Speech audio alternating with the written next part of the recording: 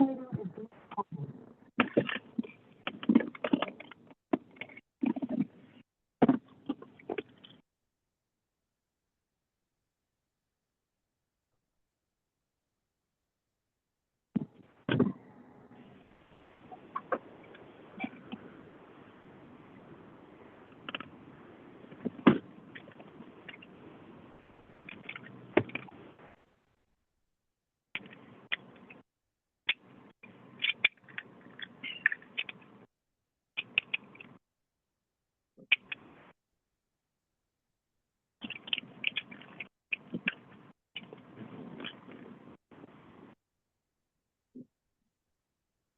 right, good afternoon, everyone. Welcome to the April 3rd edition of the Mechanical Ventilation and Plumbing Codes tag meeting. Let's see, so we got some folks joining, but thanks everyone for joining today. Ben, can we hold off while we get the recording? Or it's going, sorry, never mind. Never mind. All right. Yeah, I thought I saw it. It was going, but thanks, Justin.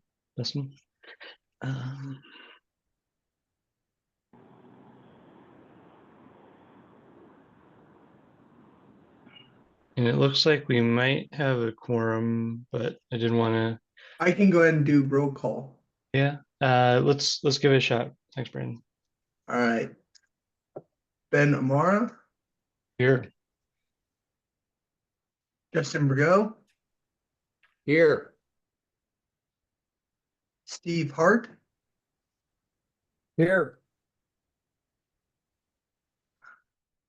alternative, Dennis. I'm sorry, Janice Goucher, I'm here. Denise, I appreciate it. Ray Shipman, I am here. Laura Boyd, both. I'm here. Shalish, Shalish Desai, Ted Clifton,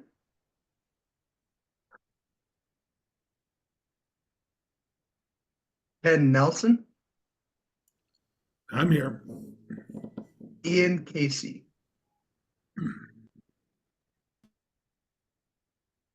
I got an email from Bill that he was still going to be out of town.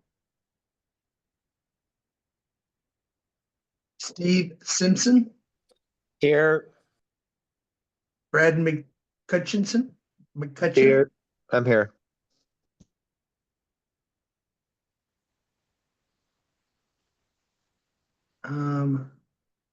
Harpreet Sendhu.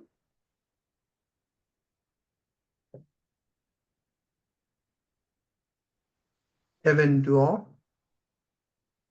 Here. Ali Boris. Here. Jonathan Jones.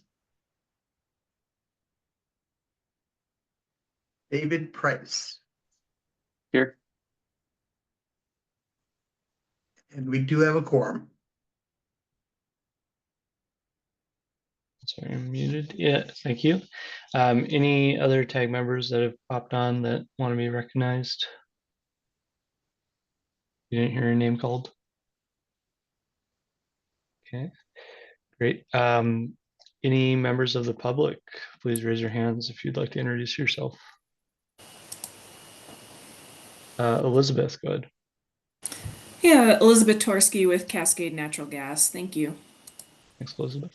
Patrick, go ahead.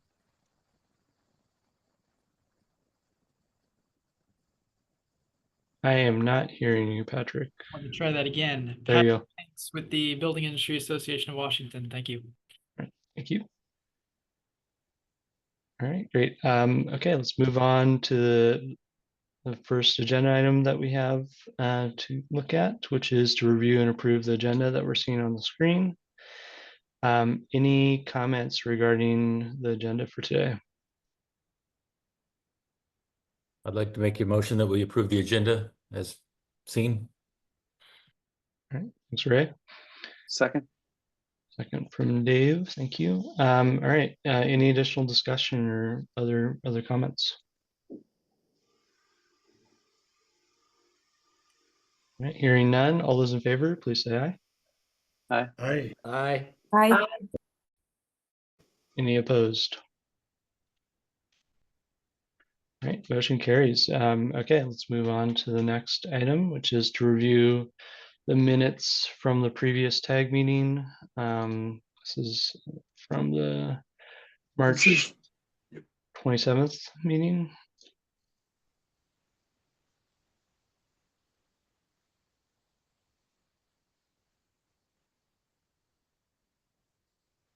Okay, so we're seeing the minutes up here, and there's a little bit more if you scroll down. But is there any comments regarding the meeting minutes from last time?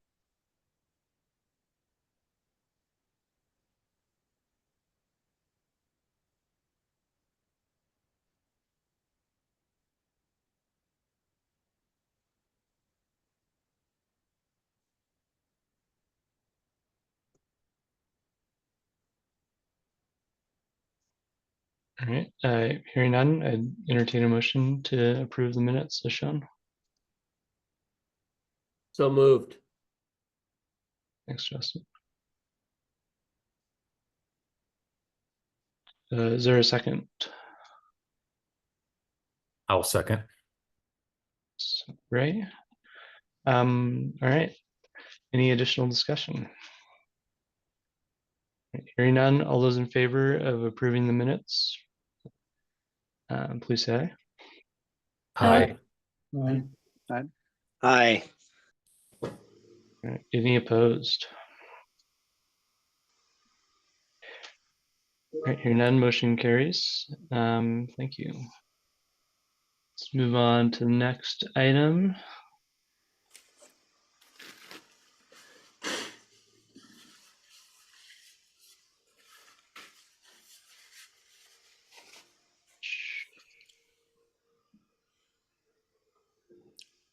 So agenda item 4 is to continuing review of the significant changes document from the 2024 UPC.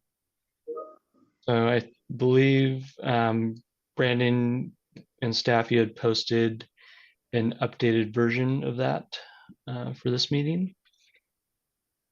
Yes, we did. I did go through and check out the IFGC code, and I have made some notations on the requested information. Do we want to take a look at those, or if we want to continue on at chapter 5 where we left off? Yeah, let's try to close out some of those open items from last time. Thank you.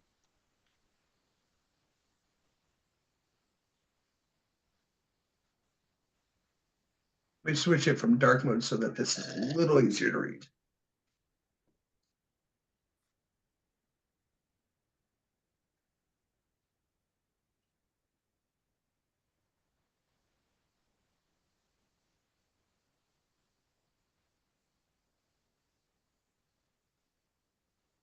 And Brandon, I'm still seeing the agenda on the screen. I don't know if you had moved it. Just a second. Share.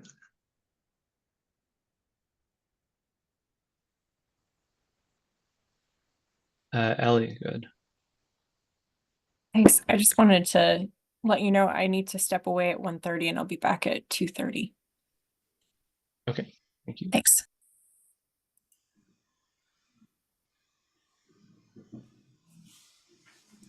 All right. And Brandon, you said, were you gonna switch it from dark mode to light mode? Because it's I'm having a tough time reading it. Yes. Wow, that's much better. Thank you. No problem. All right, so right here, we're looking at in orange is what the IFGC has for their definition versus what the UPC has for the vent connector and gas. Brandon, Can you remove that orange background? Yes. You almost can't read that. Well, the section below it for definitions. Thank you.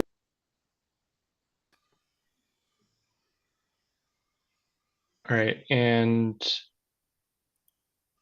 so okay, to clarify, Brandon, so that maybe just like bold that or something like that. So that's the IFGC definition there. Yeah. And then the vented on- appliance, that was all IFGC. That's Yeah, not in It the, matches. okay. Okay, so that matches what's in the UPC. Yep.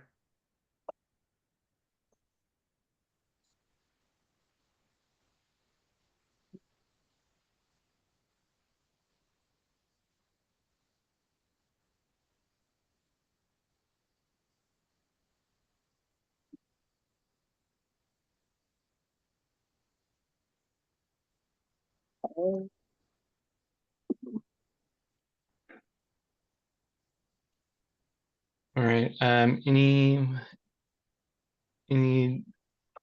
items that anyone wants to discuss? Is there a feeling one way or another if makes sense to recommending retaining the current UPC definition with the model code change or taking other steps?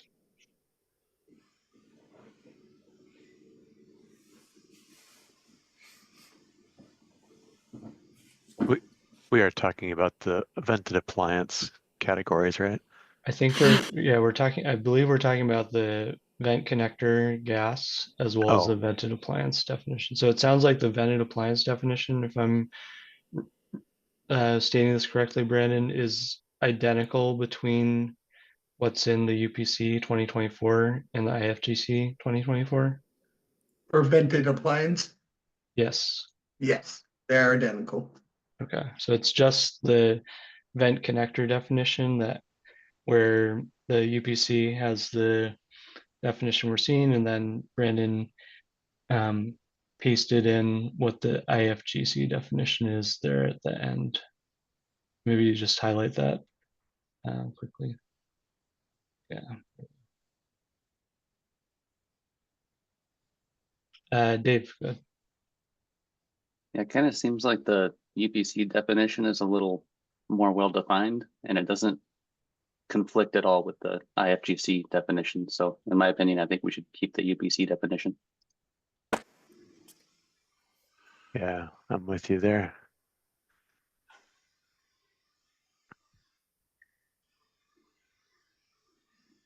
All right. Any other comments here? And I think last time we did, I guess the motion was to revisit these when we had recommended accepting the changes for chapter 2 in here. So with that, if and these are the only two, Brandon, that we reviewed for IFGC for No, chapter 2. there are a There's few more. more. Okay. Okay. Any other comments before we scroll down to those? All right, let's take a look at the other ones, or scroll up, I guess. Okay, yeah, maybe do the same thing here.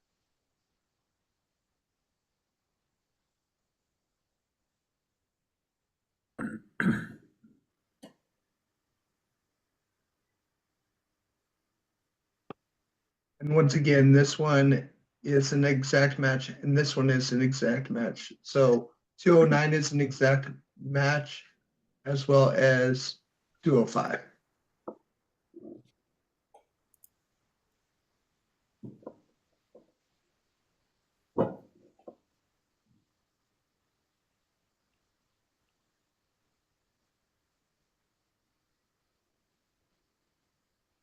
All right, so okay, great. So yeah, I don't think we need to do those. That sounds good. If you go back down, did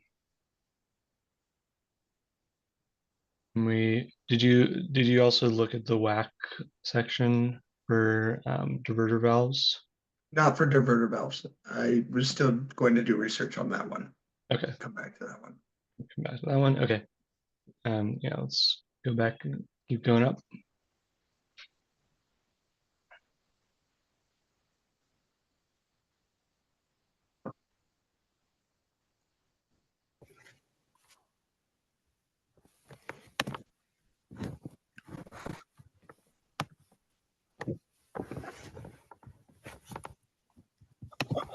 Yo, I'm Zoom bombing. Oh, oh. You mute. That was like a Dave, good. Yeah, on the anodeless riser definition, again, it's a little bit better defined in the UPC definition, and it does not conflict with the IFGC definition from what I can see. So again, I would recommend keeping the UPC version. Great. Thanks, Dave. And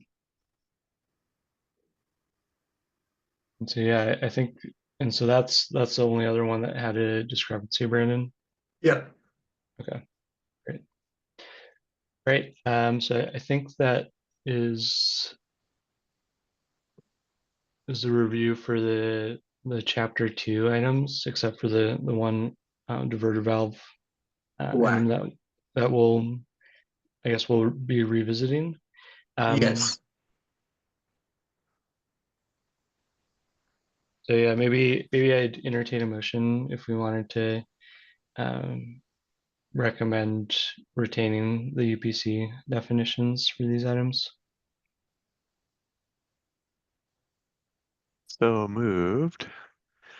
And by saying that, you mean the definitions we reviewed, except for the diverter valve, or 2 diverter valve definitions? Correct. The ones that we had left off of the motion from the last meeting. Right. Yeah. Yeah. So moved. A second. Thanks, Kevin. Thanks, Ken. All right. So motion is to recommend retaining definitions from the UPC for the items reviewed for IFGC correlation. Any additional discussion? All right, hearing none, all those in favor, please say aye. Aye. Aye. Any Aye. opposed? Oh, sorry, any opposed? All right, motion carries. Let's continue on.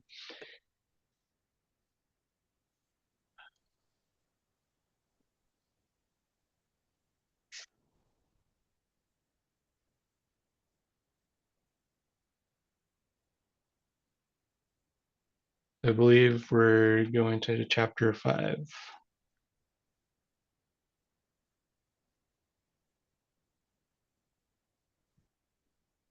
All right. And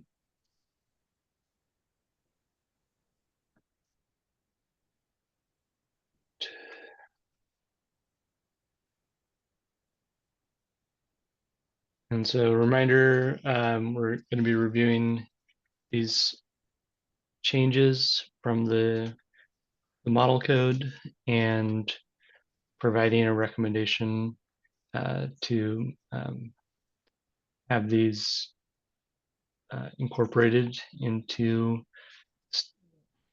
for adoption into the state code, or typically we've been flagging them for code change proposals along with that recommendation, or if there's a conflict or some other reason why we cannot adopt that change, we would indicate that as well. So, Dave, go ahead. Yeah, I think on 501.1, there's an existing state amendment that we should keep and reject this change because it addresses the fact that we defer all fuel gas related issues You're to all the there. fuel You're gas there code. now.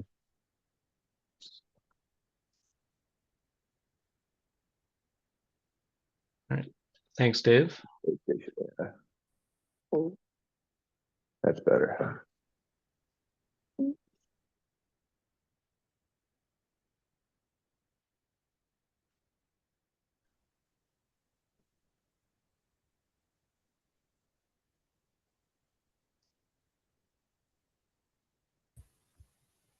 And I guess, Dave, would you see this as something that would be, and I guess you're taking a maybe exception to the last sentence in here?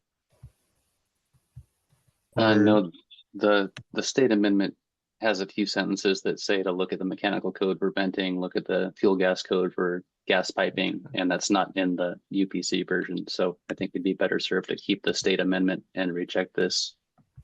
And everything new in this amendment is already covered in the state version. gotcha.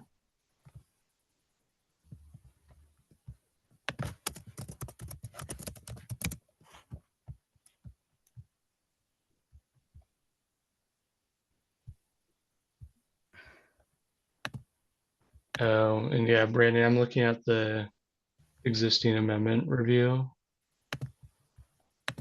And it looks like in there, for some reason, this section is labeled as 505.1.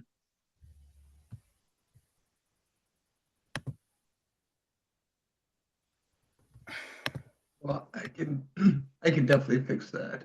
Okay, but yeah, I'm wondering if maybe that was why it wasn't flagged for the model code review.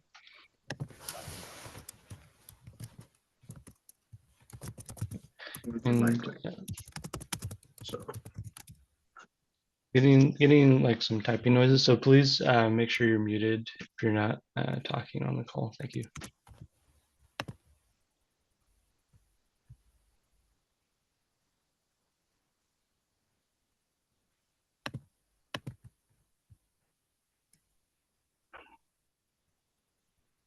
All right. Yeah.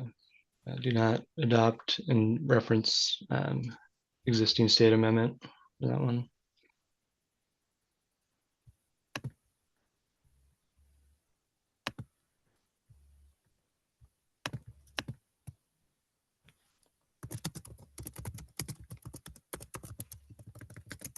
All right. Thanks, Dave.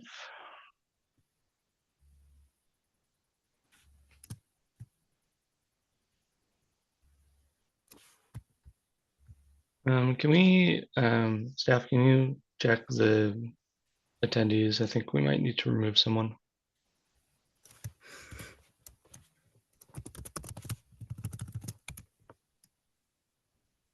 Hey, Ben or Brandon, can we increase the font size here of the screen you're showing?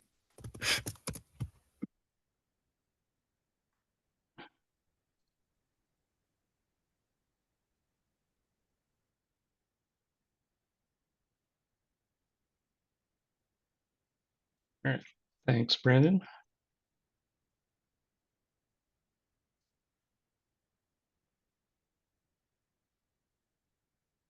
All right. Okay, let's keep going. So looking at the standards table here. I believe there's one also. I think the existing state amendment covered these two CSA items. So looks like the new model code change might override that. So that seems reasonable.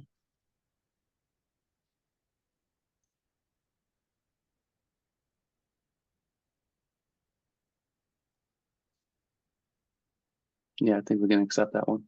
Yep.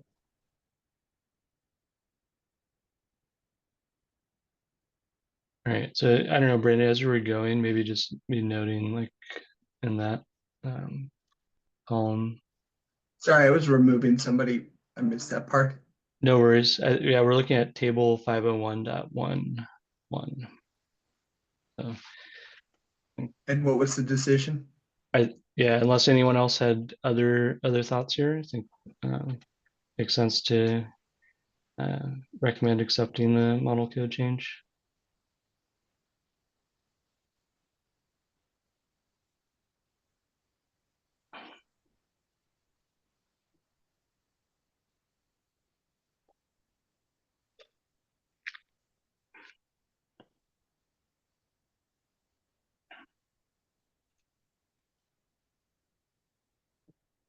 All right.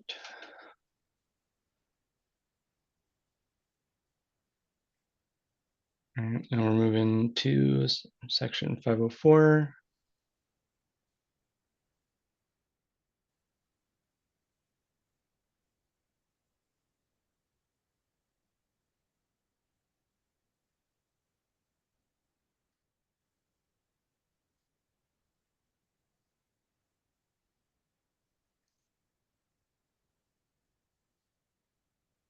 Right.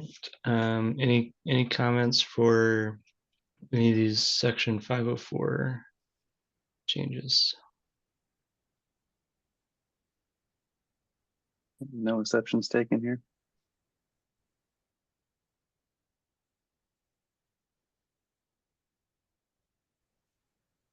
All right. Okay, let's keep going. I think those look good. So yeah, Brandon, maybe for those I'll three come back. 504. Oh, good.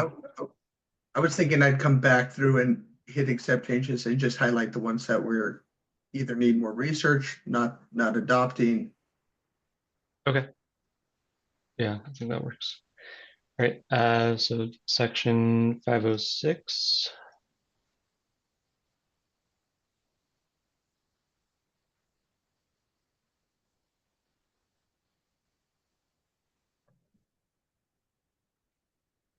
Seems a little weird to mention engineered and then engineering methods, but Dave, go ahead. I was going to mention 506 is not adopted by Washington, so we'll probably skip that one.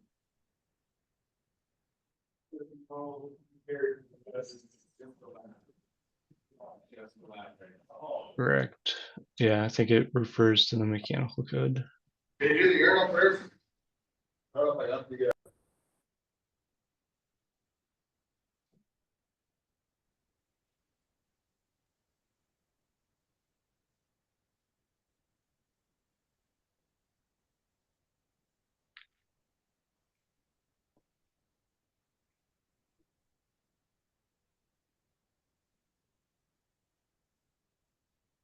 All right.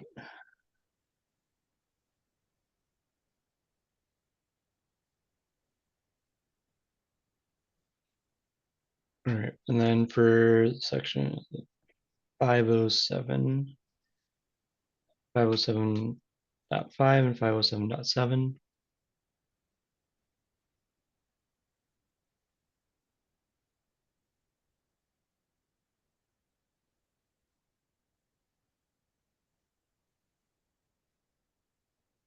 And then just to Dave, good. Yeah, it looks like 5077 and 5078 are also not adopted, nor is 50718.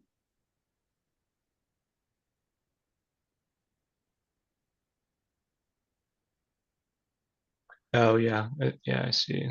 Sections 507.6 through 507.9 are not adopted. The state code, I guess 507.7 is a new subsection, it looks like, or is it just renumbered or something? No, there were changes to the language. It's not a new section. Okay, so like the title of the subsection changed maybe? Yes. Gotcha. And no exceptions taken to 5075 from my standpoint.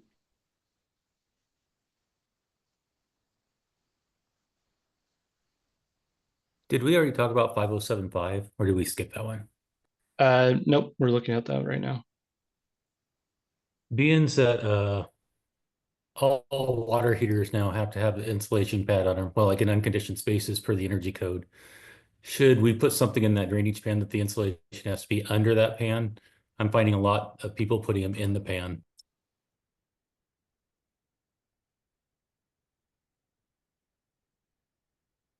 Are you talking about the energy code required insulation below the water heater? Yeah. The energy code requires an insulation pad underneath all water heaters now if it's an unconditioned space or on a concrete floor. Doesn't matter if it's electric or gas. That makes sense. I'm not sure if it belongs more in the plumbing code or the energy code, but That's a good point.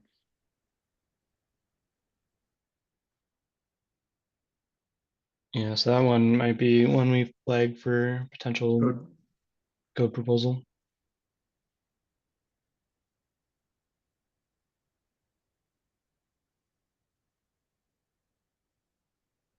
And then Brandon, just like editorial thing, it looks like there should be a space between a couple of those words there.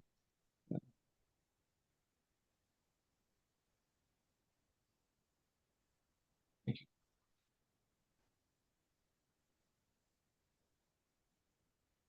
All right, any other comments for this section? Otherwise, or other thoughts on adopting the model code change?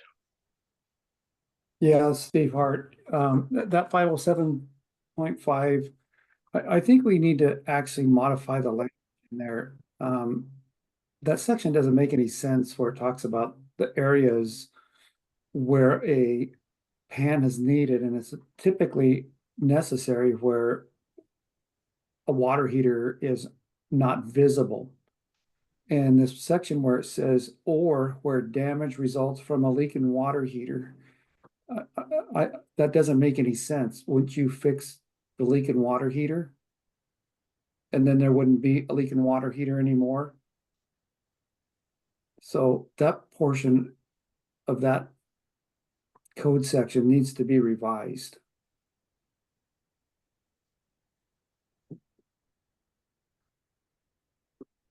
Not to Steve, mention there are- you and I could work together a code change proposal if you want to on that.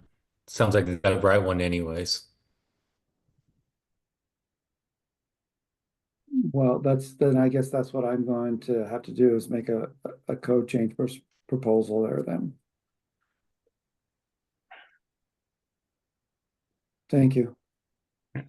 Thanks, Steve and Ray. Let's note that for you two to look at once the time comes.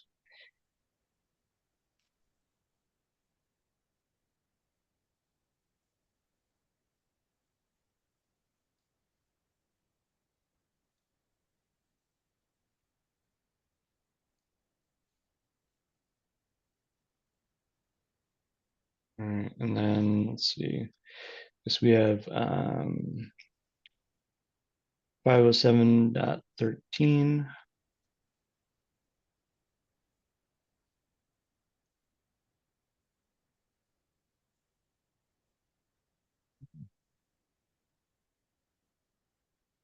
Dave, go ahead. Yeah, I think we should adopt the UPC amendment. The state version, basically the only difference is the state version has that vapor ignition resistant appliance exception in it. So if we adopt the UPC model version as it is now, then we can delete the state amendment and be the same thing.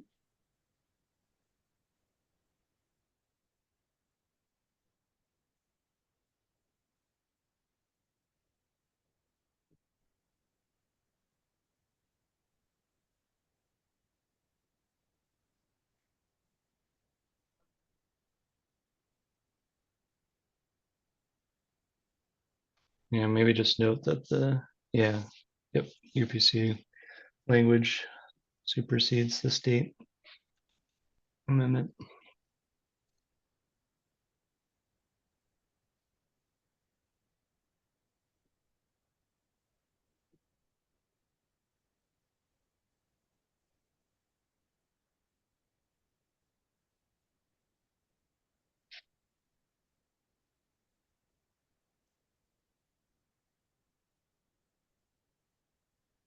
All right. Let's see. 507.18. I believe this is not adopted in the state code. Dave or others, does that line up with what you're seeing? Correct.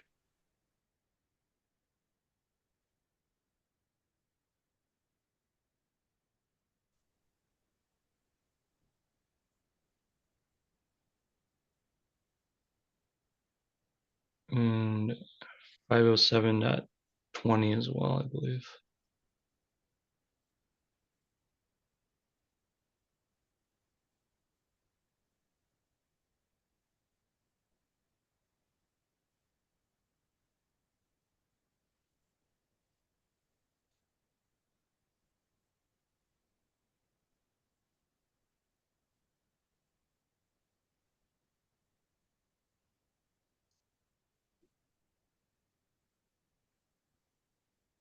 All right.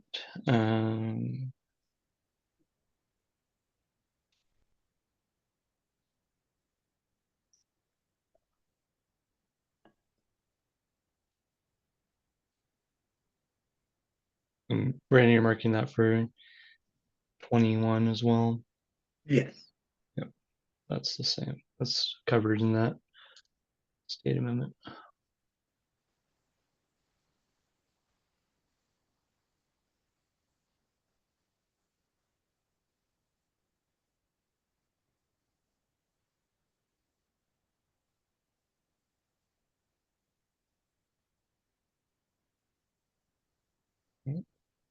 It's I guess 507.22 or formerly 23 was, I don't, was that part of That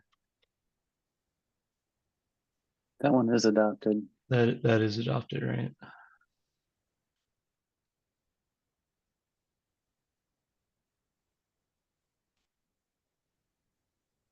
think recommendation for that one would be to accept.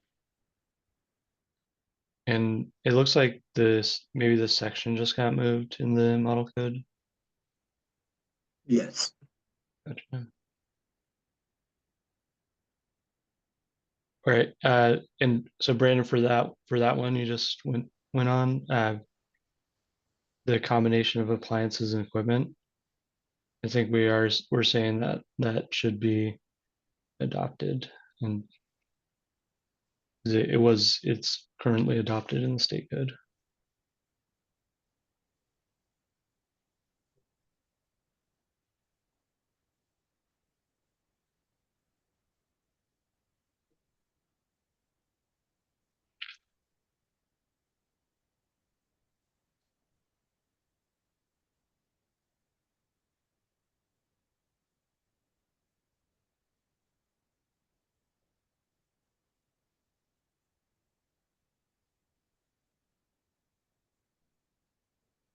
Okay. Let's see, 507.23. It's like a new section, or it looks like they moved it and updated the language. Yes, I believe they moved in, updated the language, if I remember right.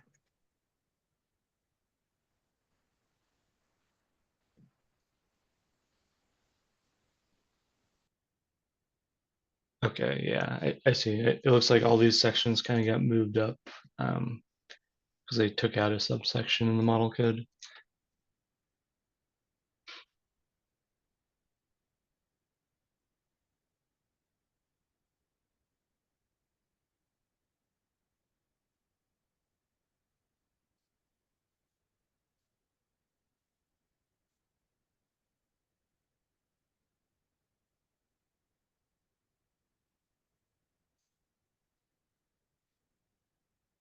All right. Any comments for that section or any of the other subsections here?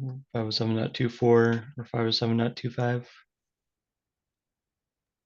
No exceptions taken to the rest of 507.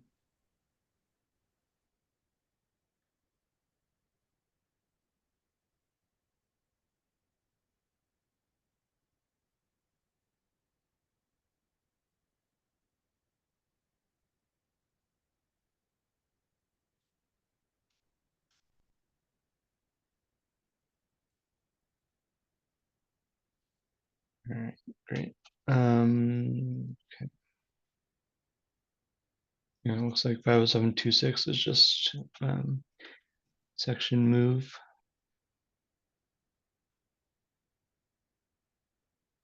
All right. 508. The change here is just a change to the title. Correct.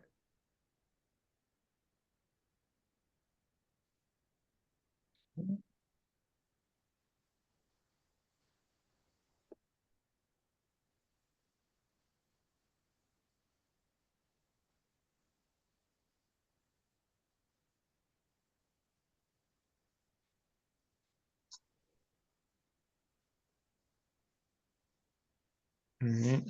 Let's keep going through 508.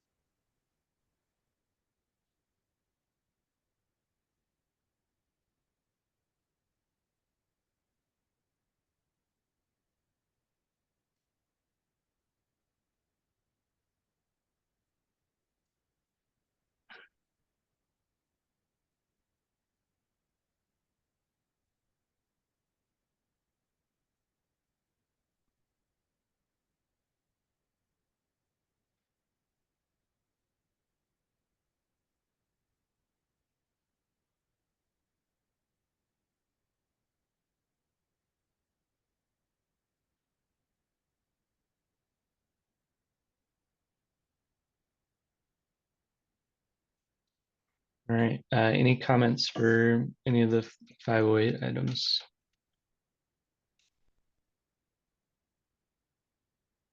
Dave, good. Yeah, I looked at these and they seem to be relatively minor. There's one section went from, instead of saying ASSE, it's ASSP. And one of them, instead of under the electrical power 50822, instead of listing requirements, it defers to NFPA 70 that contains those requirements. 508.4.1 clarifies there's a max distance if you do have a passageway that exceeds 6 feet, which is probably a good addition. So no exceptions taken to accepting anything in 508 from me. Hey, Dave, Steve Hart, are you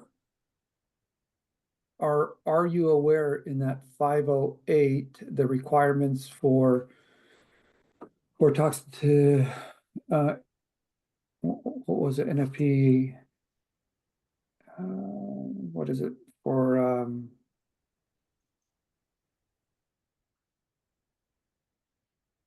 electrical power? Does NFPA 70 incorporate all the other requirements whether it's backup or emergency? And that's a good question. Yeah, I don't know how NFPA 70 incorporates if it's just, standard installation, grounding, voltage, all that kind of stuff, material use or location allowance and all that, which is a typical installation or by design. But I'm thinking that we should probably come back to that one and revisit that one and make sure that it encompasses the electrical power that's associated to backup and emergency as well. well, right now 50822, it requires a disconnecting means within site that de-energizes the appliance, and it requires a 120 volt GFCI outlet. So I think those things are incorporated into NFPA 70 for the installation of these things, but yeah, we can definitely come back and double check that. Okay, you and I can do that. Okay. Thanks, Dave.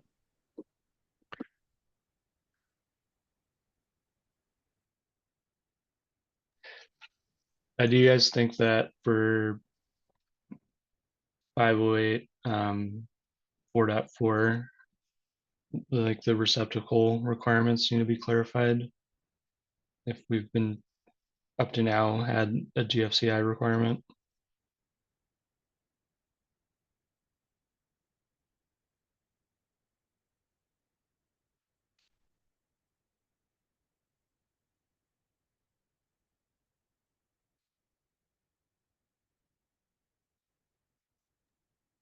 I think the only difference in that one is they changed the wording from lighting to luminaire. I didn't really see any other difference between the new Oh, okay. 50844 and the other one.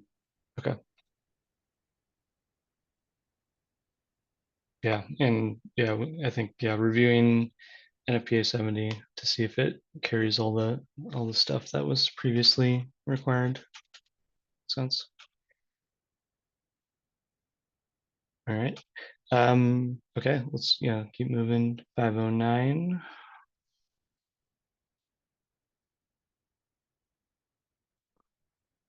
Again, looks like there's a common theme of them adding in a lot of references to manufacturer installation instructions for these listed products. And a new section for through wall vent terminations.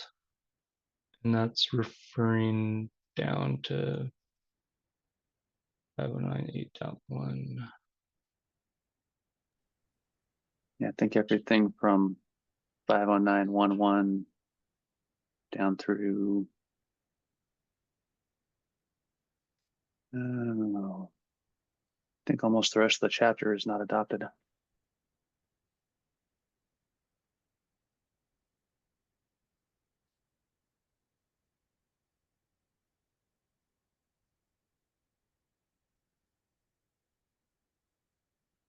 Yeah, the rest of chapter 5 is not adopted.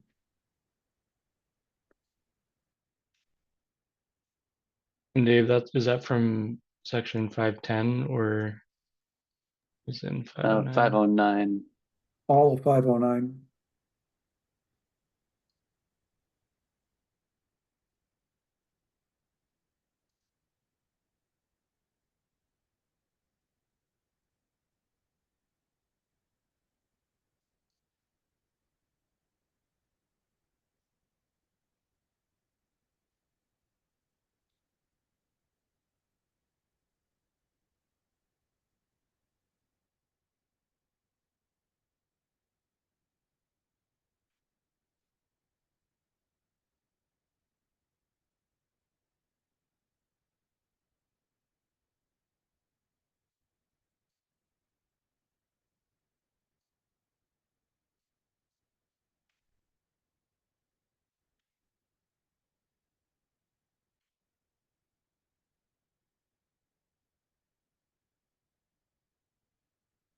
Got it. Okay. Yeah, thank you.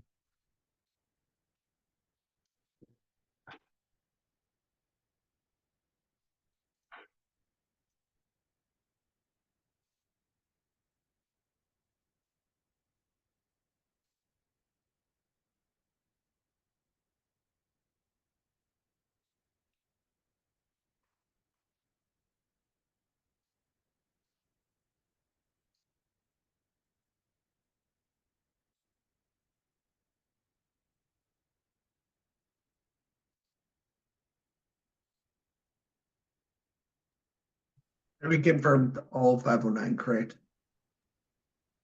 All of 509 Correct. and 510. Yeah.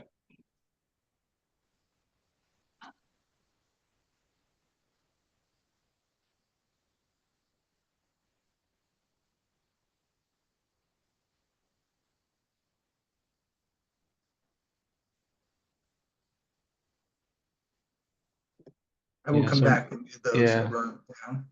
So that Yeah, way we can let's continue on. go past. I think that would be it for chapter 5, I believe. Correct.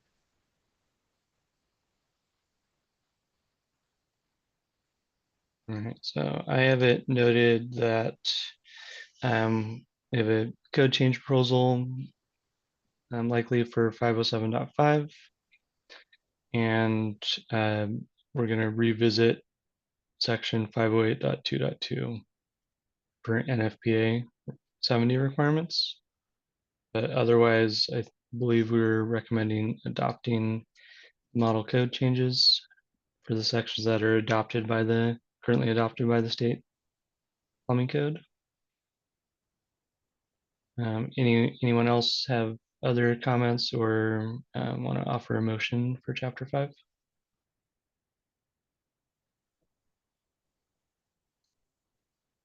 I'll move to recommend accepting all model code revisions to chapter 5, except those that are not adopted, except 501.1, and pending review of section 508.2.2 and a code change proposal for 507.5. Thanks, Dave. Is there a second? Steve Hart, I'll second that. Thank you, Steve. All right, we have a motion and a second. Any discussion or comments from anyone on the call? All right, hearing none. All those in favor of the motion to recommend adopting those sections as mentioned, please say aye. Aye. Aye. Hi. Any opposed?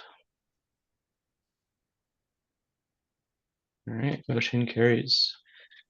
All right, that's good, and glad we're finding some more sections that were not adopted that we can breeze through.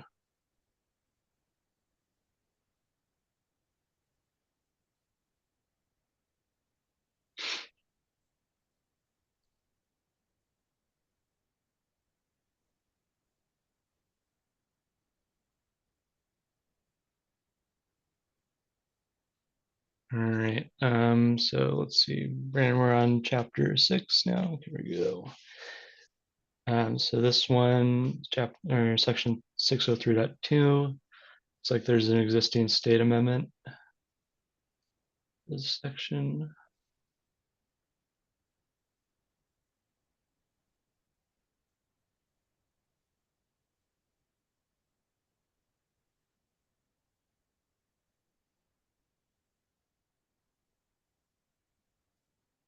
All right, makes sense to not adopt that. Any comments here? Dave, good.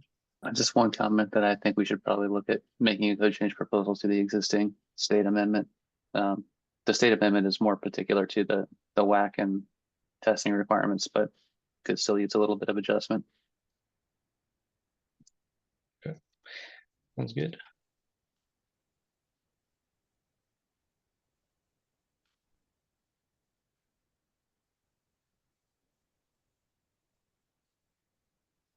Do we want to put that on the existing state amendments document when we get to it this afternoon? That's might be optimistic, but yeah, I think noting it there would be great.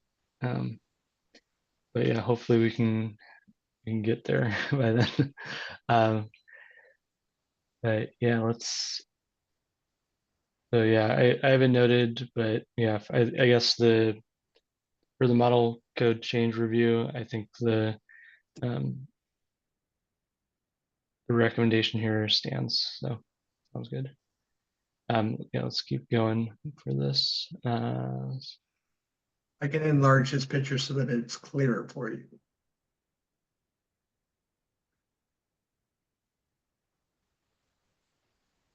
Thank you.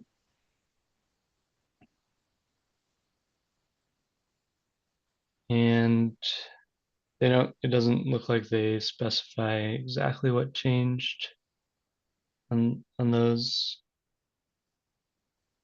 on the model code change, but looks like the summary is requirements for carbonated beverage dispensers.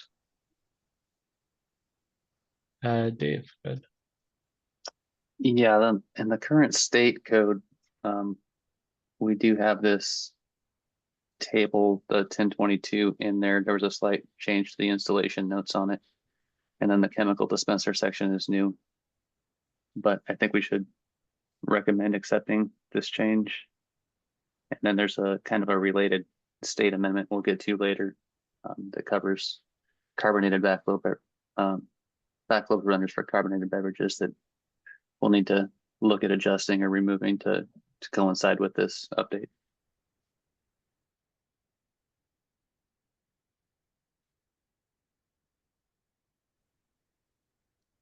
All right. Thanks, Dave. Okay, any other comments for table 603.2?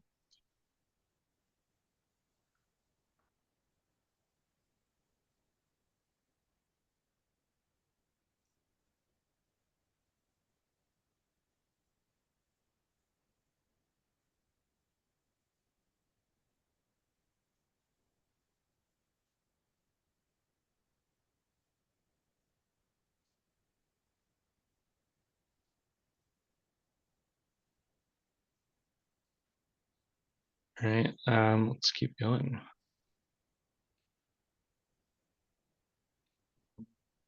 603.4.2.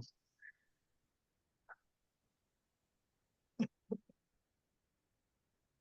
guess this is some of the similar language that was in 603.2 that the state amendment overrides. Dave, good. Yeah, exactly. It's the state basically saying you have to be a Washington State certified tester and not a IATMO certified tester. But again, this is one that we should look at adjusting. So I note that we plan a code change proposal for this one. Okay, and I assume you'd want to reject the model code change here. Correct.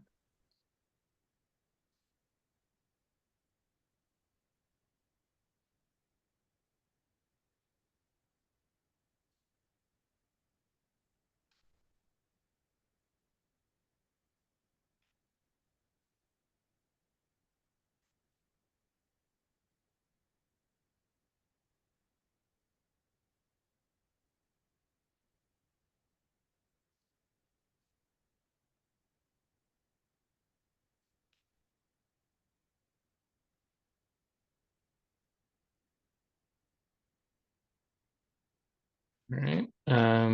Okay. 603.5.6. If they're adding another option for backflow prevention. Dave, good. Yeah, this is another one where the state has an existing amendment that also adds DCBAs as an option for irrigation. So combining the current amendment with the model code update. And I'm not sure if we want to do a code change proposal for the model code or just update the existing state amendment, but in either case, we need to somehow combine this new model code option with the current state options.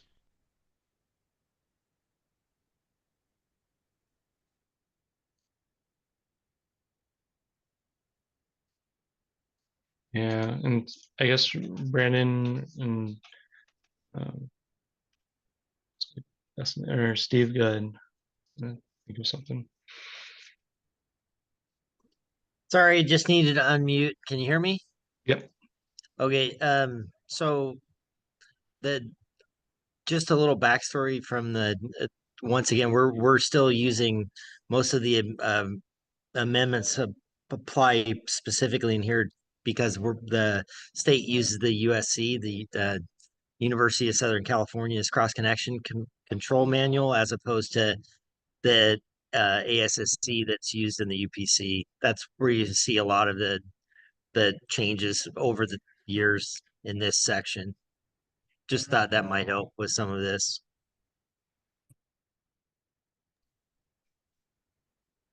Right. Yeah, thanks, Steve. And yeah, so I guess for this section,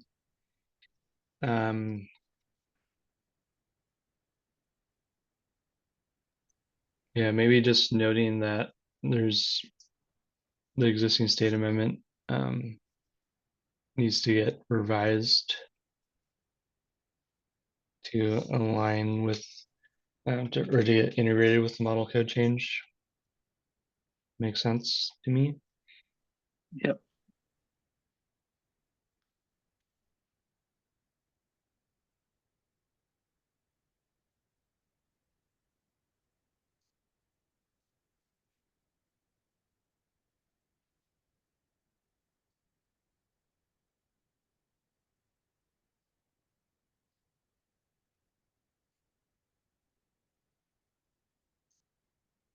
All right, and let's keep going. Beverage dispensers. Again, another one where we have existing state amendment. Dave, good. Yeah, this is the one I was talking about where there's a current state amendment that says a carbonated beverage dispenser must be protected by an RP, period.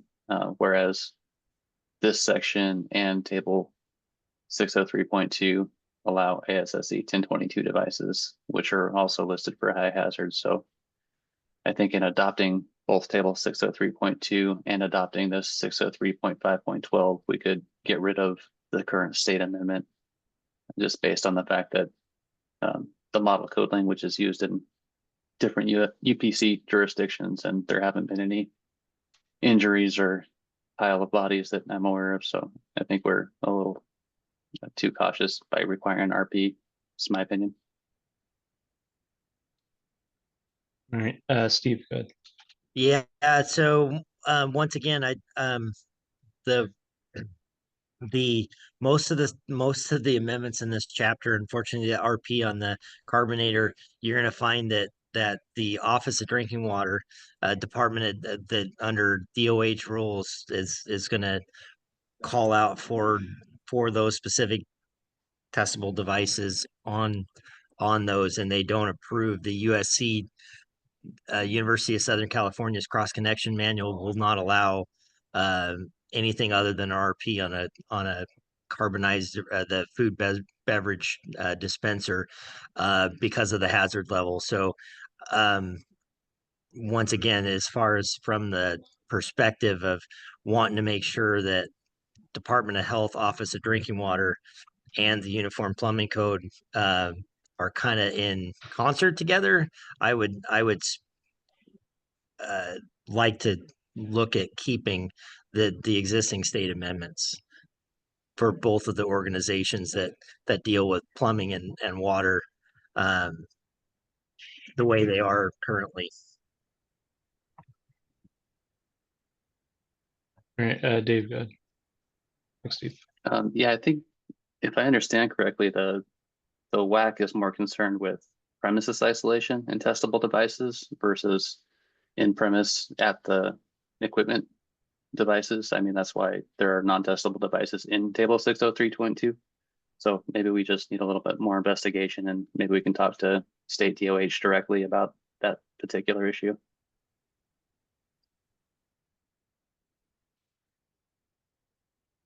Steve Hart. Go ahead. Hey, before we get too far down the road, what happened to 603.5.10?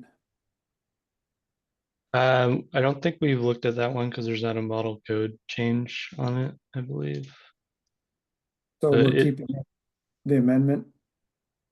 Yeah, I guess that would be probably something we'd want to do as part of the state amendment review. So it's getting a little bit weird because we're looking at this for model code change Okay, items, but we haven't looked at the existing state amendments for this area yet.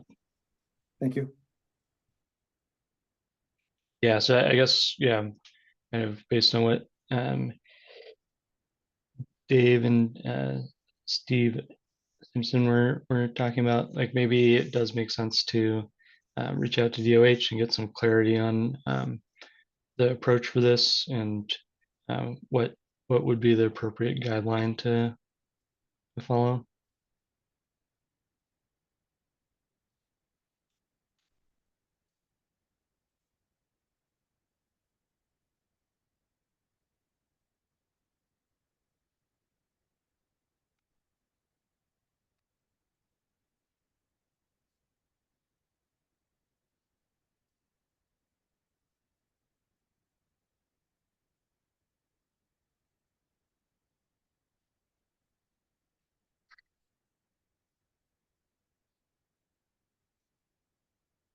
Uh, Steve Hart, did you have anything else, or do you have another comment?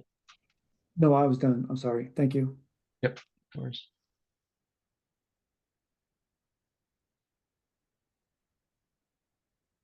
All right.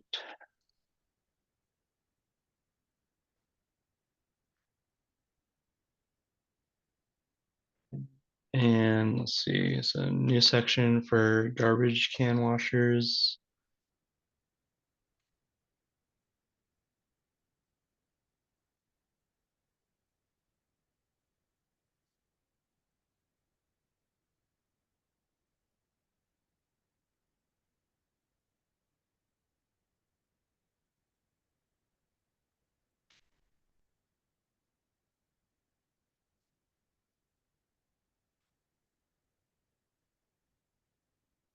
All right, Seems like a any good plan.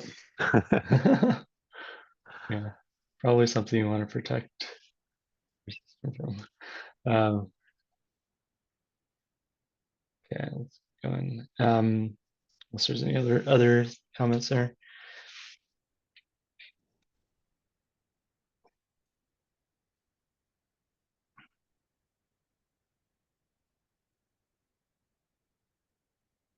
So it looks like the next couple are just section location changes. Then chemical dispensers.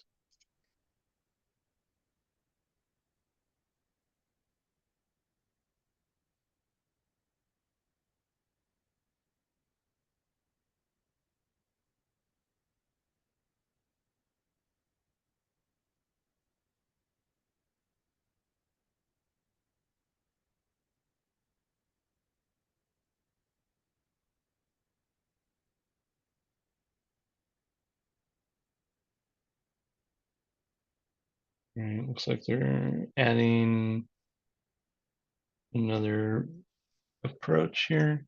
Any comments for this one? Seems like a good addition. Yeah, just another option. Yeah. Let's keep going. 604. Steve, go ahead. Sorry, I didn't click through fast enough.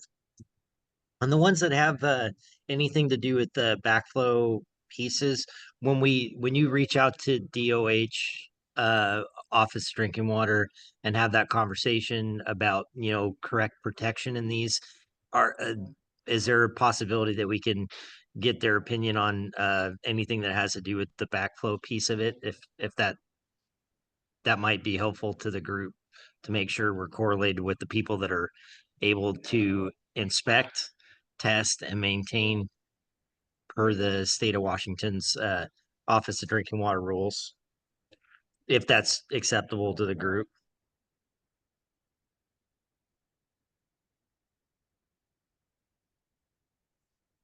Yeah. Yeah, I think that makes sense. Dave, go ahead. Yeah, I was just gonna ask if that's something that you, Ben, or Brandon are going to look into with DOH, or if not, I can take up that conversation. We've got connections at DOH, so we can run that by and get a ruling and send the information out to the tag. Yeah, that would be great. I think trying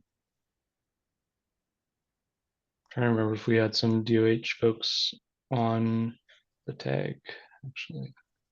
We do, but I think it's Ally, and I think she's stepped away until 2:30. Yeah, and I know Allie is she's kind of in the air quality specialties as well. So yeah, I think Dave, if you do have some comments, that would be great. And Okay, yeah, I've got a contact at Drinking Water that we can run this by and just verify that the testable assemblies are for premises isolation only, and non-testable assemblies are allowed within buildings for the UPC or not. Perfect, thank you. And you can email me the information once it's gathered, and I can pass it out to the tag. Okay, sounds good.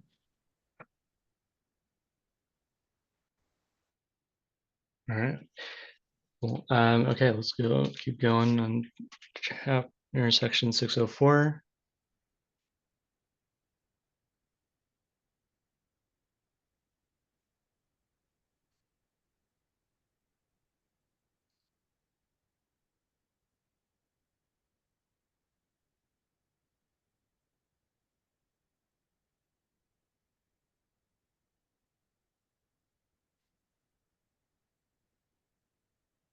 All right.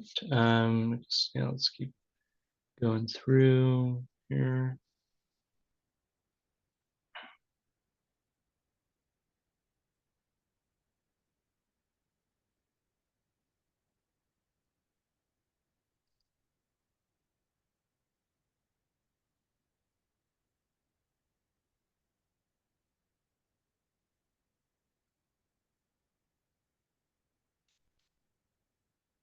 All right. I keep going unless there's any comments for this section. Just one second, I can confirm we have a quorum still. Yep. Yes, we're good. Okay, thank you.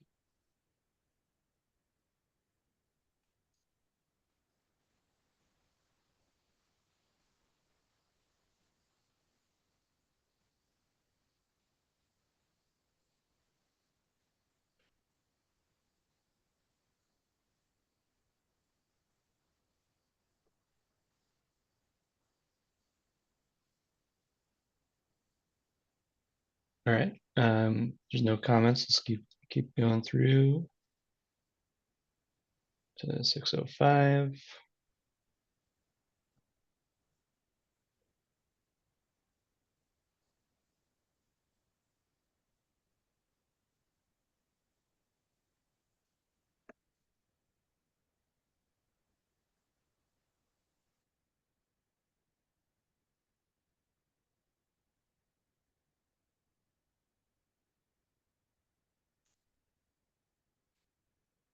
All right. Let's keep scrolling through section 605. Looks like Ray also just stepped away. Brandon, by the way.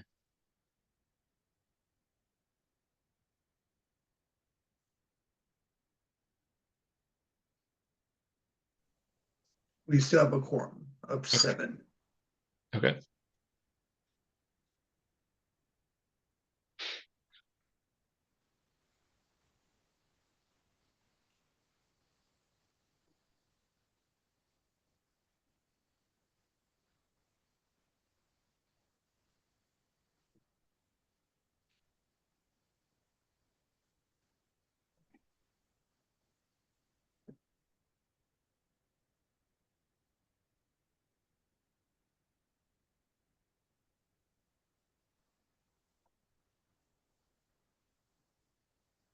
Okay, let's keep going to section 606.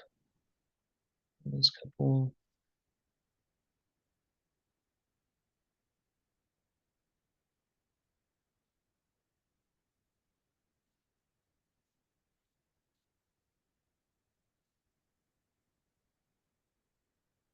All right, keep going, I guess. 607.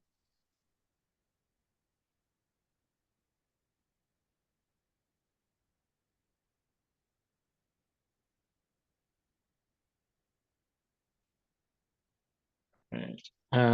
Yeah, keep going unless there's any comments. Any of these?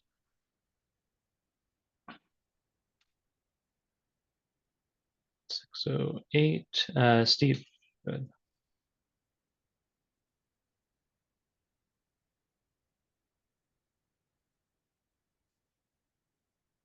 And Steve, I don't know if you're saying something, but looks like you're muted. Can you go back to the private water? Well, which one was that? 6072? Private well water tanks. Yeah. Maybe Dave or Steve Simpson can help me with this. Shouldn't that also be comply with the boiler pressure vessel code for the state?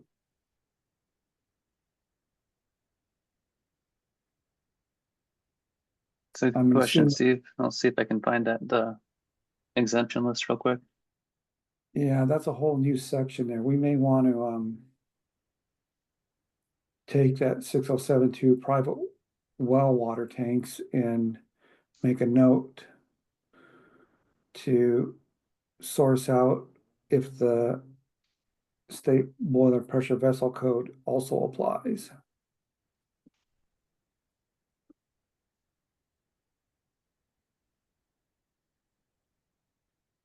All right. Thanks, Steve.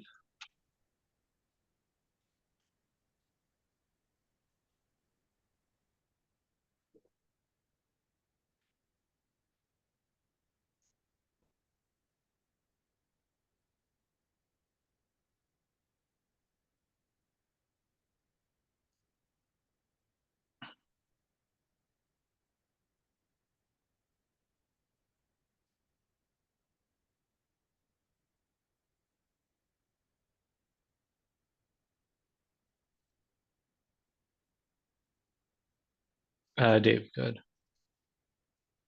All right, so Steve, to your question, it looks like in the state boiler and pressure vessel code, it says unfired pressure vessels containing only water under pressure for domestic supply purposes, including those containing air, the compression of which serves only as a cushion when located in private residences or in apartment houses of less than 6 families or in public water systems as defined by RCW. So it looks like they're generally exempt. We might need to look into that a little bit more as far as outside of private residences or apartment homes with more than 6 families, though.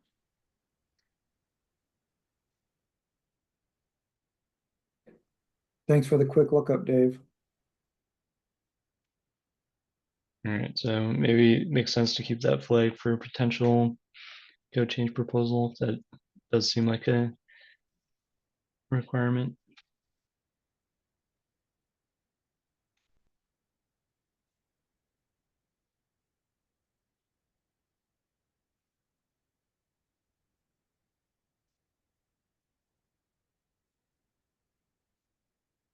All right, yeah, let's keep going into section 608.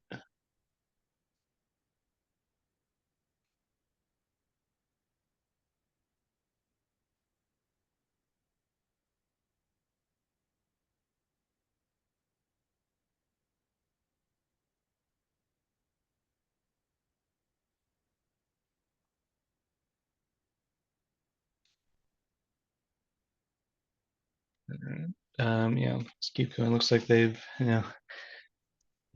actually indicated the 80 PSI requirement.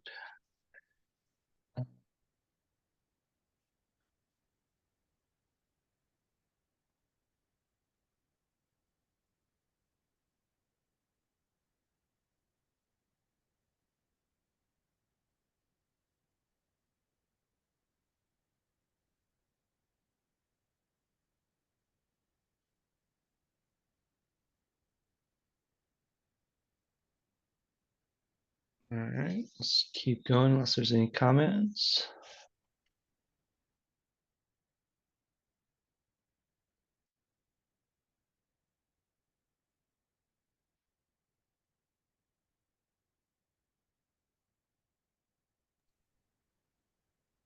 All right, let's keep going. Looks like new section for research pumps.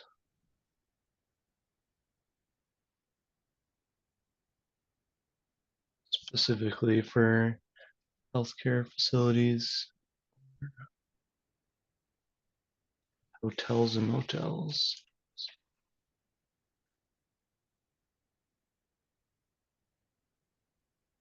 Steve, good. That circulating pump, I don't know if we can work with that one. Since we're now required to have thermostatic mixing valves, which have to have flow continuous, so I don't think that's gonna work. We need to go to back to the drawing board on that one.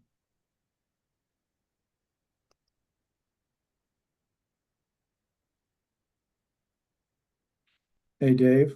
Well, this is saying that the devices that automatically turn off the pump shall not be required. So you'd have your continuous flow for healthcare facilities, long-term hotels, motels. It's saying they shall not be required. But if somebody chose to put one in, then it's going to stop that circulation where a mandatory thermostatic mixing valve is going to be required. How do we incorporate that in language? So I understand what they're trying to get at here and what it will do for the circulation system and the thermostatic mixing valve, but what I think we might need to revise the language a little bit so it's a little more clear, saying like you just can't impede the circulation.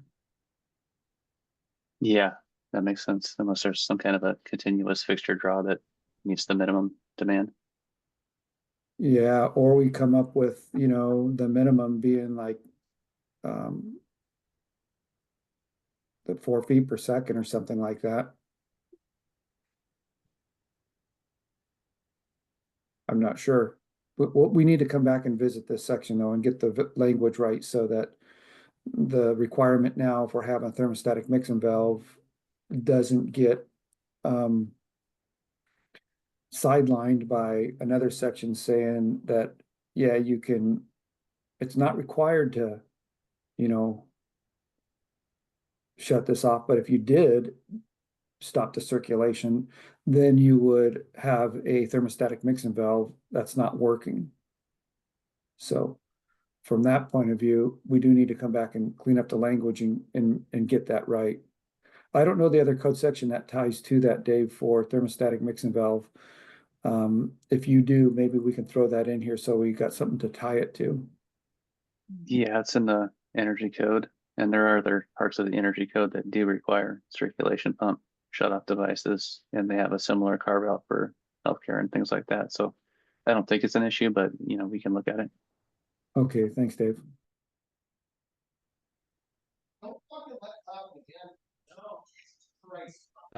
Steve, go ahead. Yeah, just really quick.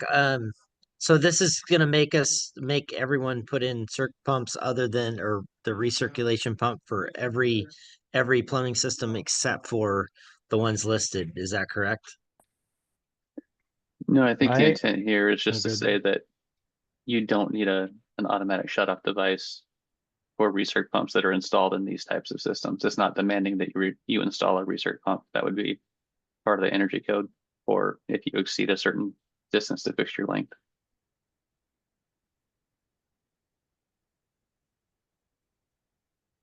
this section by itself is not requiring a recirculating pump.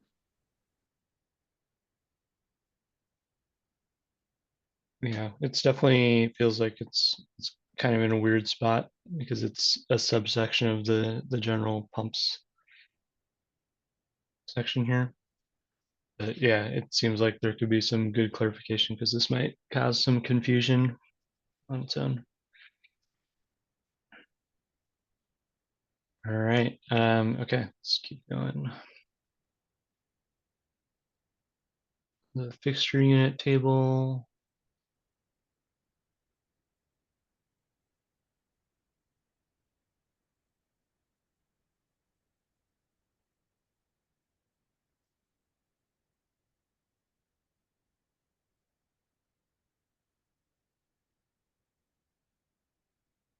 Okay, let's keep going unless there's any comments for this one.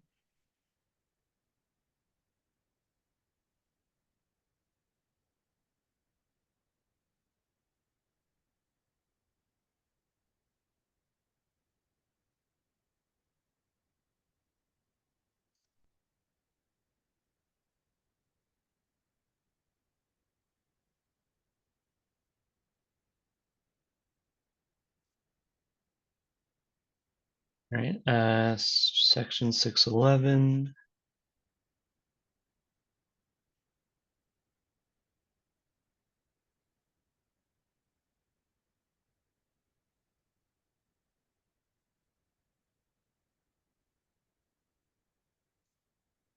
All right, if there's no comments, let's keep going.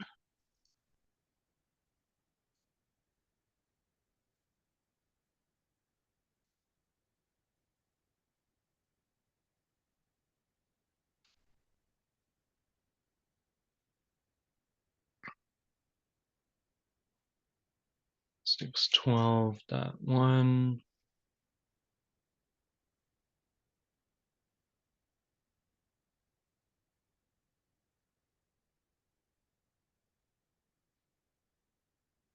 Yeah.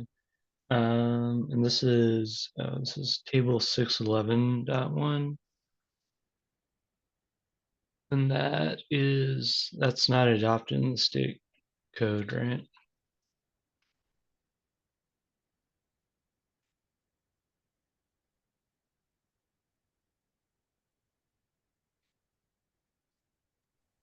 The section or the table?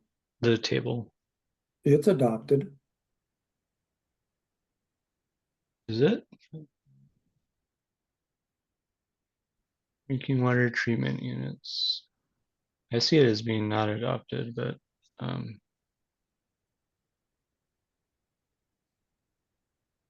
Yeah, it's in there. really, okay. Maybe my 2021 code that I'm referencing is not correct. I'm looking at the IAMO version that they have. State amendments. I trust you guys.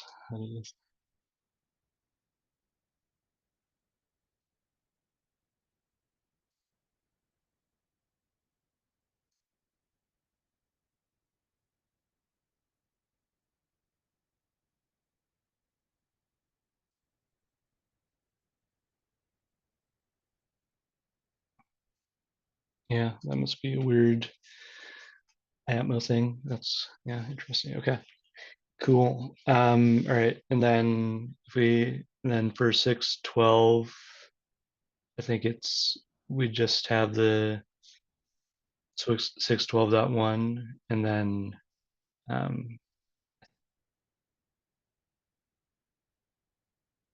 yeah, I think like do we even need the model code change here since the section isn't adopted? Yeah, we still need to keep that because Keep it the state still has amendment. state amendments that reference the WAC.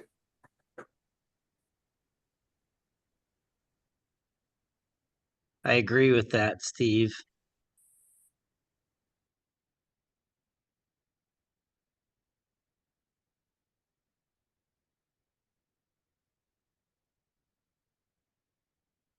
Yeah, we still have to reference 246, 290 and 331, 448 or 488.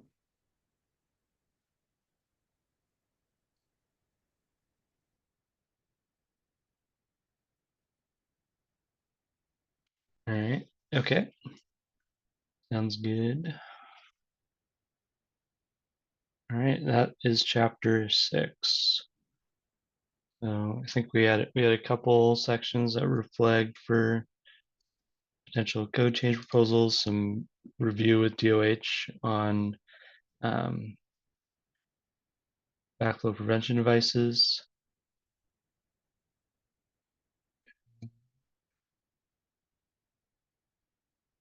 And some existing state amendments that will likely need revisions, but otherwise, any other comments for chapter 6, or does anyone want to offer a motion regarding that?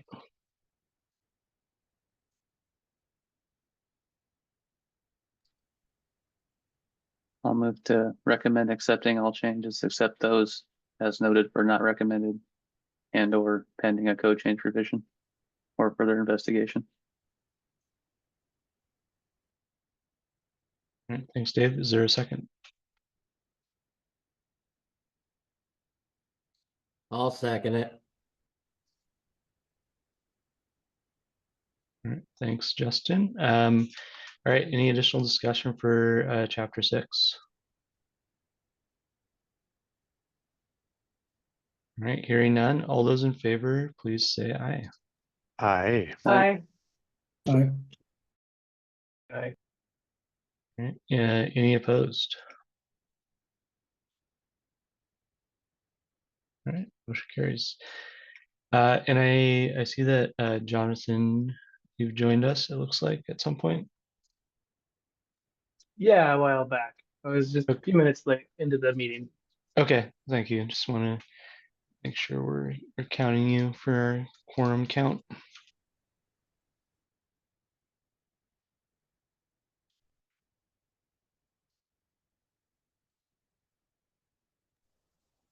All right, we have a quorum of 9 now.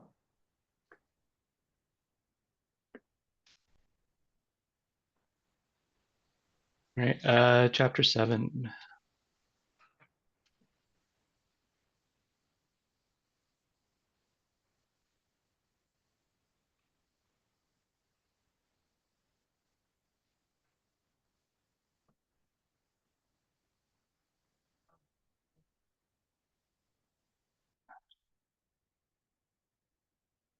All right, okay, some footnote change to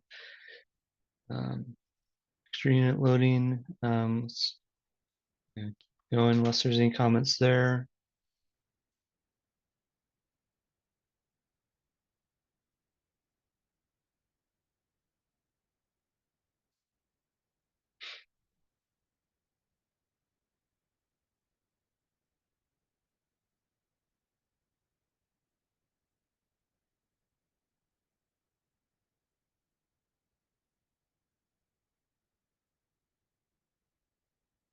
All right, let's see.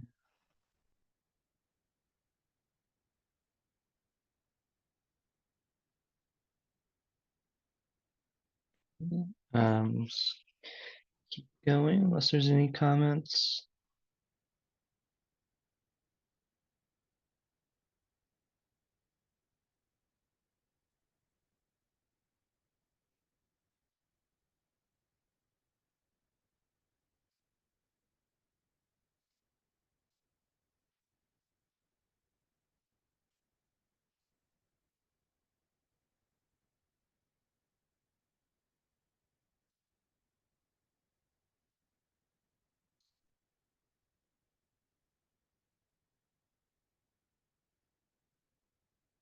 All right, keep going, I guess. So I guess yeah, for 713, it's,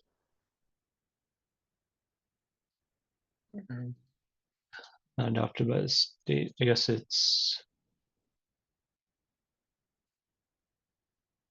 713 and on are all not adopted, it looks like.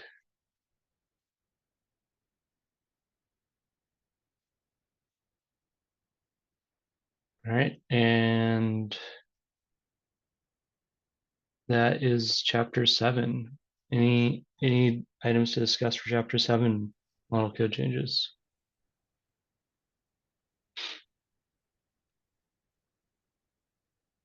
All right, does anyone want to offer a motion to recommend adopting those? I mean, it was mostly not adopting, right? But Fair point. so I'm not sure how to phrase that, but I guess motion to accept proposed changes and not adopt not proposed changes. I'm not sure how to put that. I think we're recommending adopting the model code changes to the sections that are adopted in the state code. There you go. I'll second that motion, I think. Thanks, Steve. All right. Any additional discussion for chapter 7?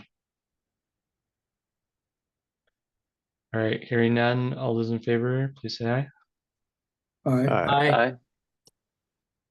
Aye. Any opposed? All right, let's see. We are halfway through. Does anyone want to take a quick break before we continue, like 5 minutes? That would be great. Okay. Yep. All right, so Brandon, let's go on hold for 5 minutes and we'll resume at 2:39. We'll call it 2:40. How about that?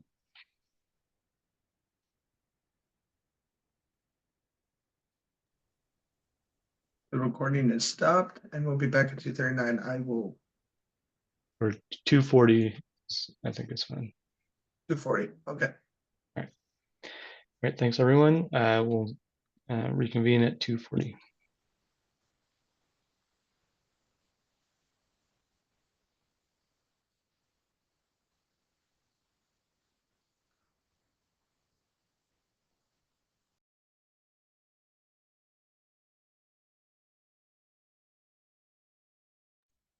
All right, it's 2:40. Welcome back, everyone. And Brandon, it looks like we are still at our quorum count. It doesn't look like too many people, if anyone, dropped off. Yes. Very good. All right. Okay, so let's continue on into chapter 8.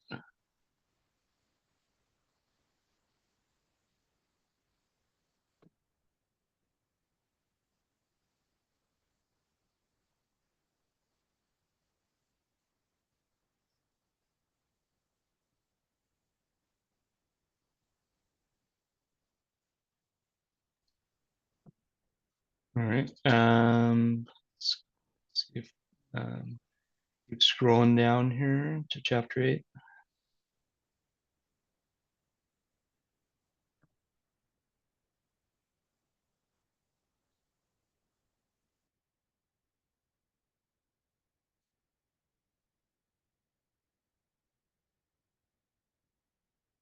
And Brand, is it just me? I'm still seeing chapter 7 stuff right now.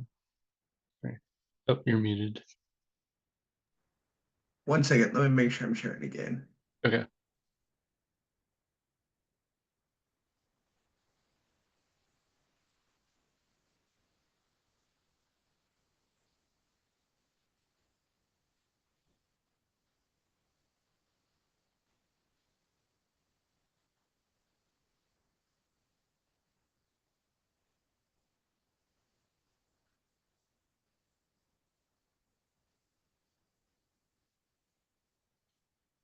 One second. It is not wanting to let me resume. Hold on.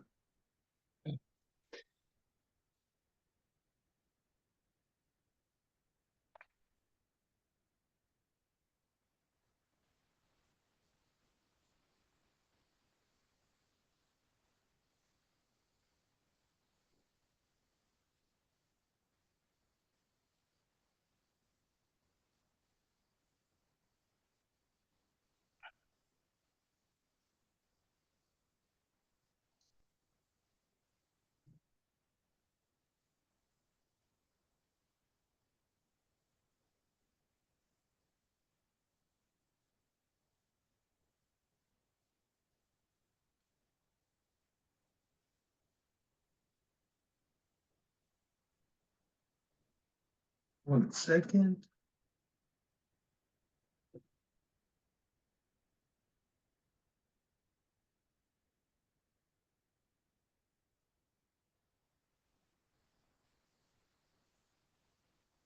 There we go. All right, I see it now. Thank you. All right, okay, let's start looking at chapter 8.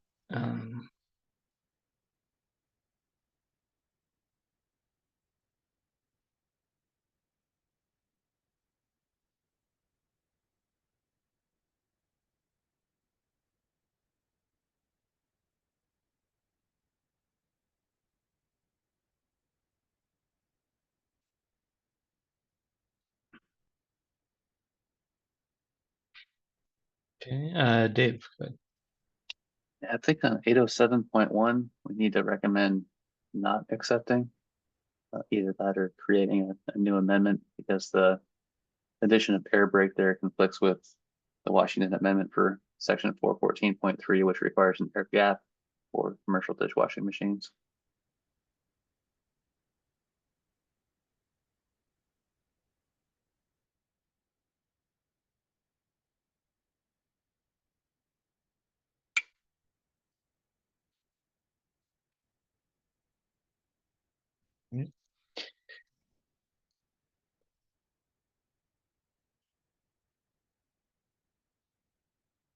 And Brandon, I guess for that one,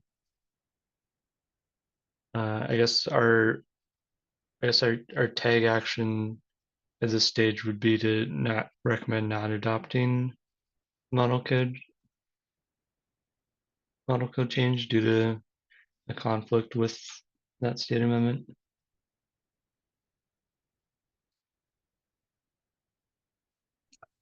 This is Steve Simpson. I would agree to that. Once again, the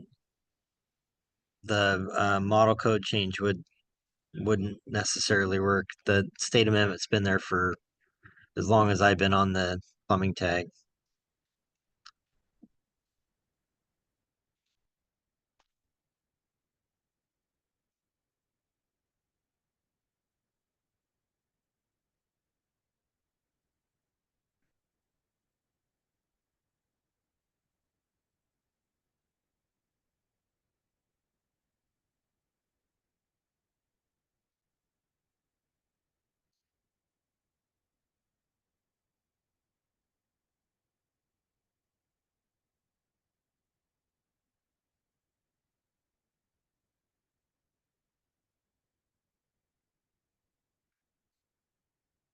All right, let's keep going down through this.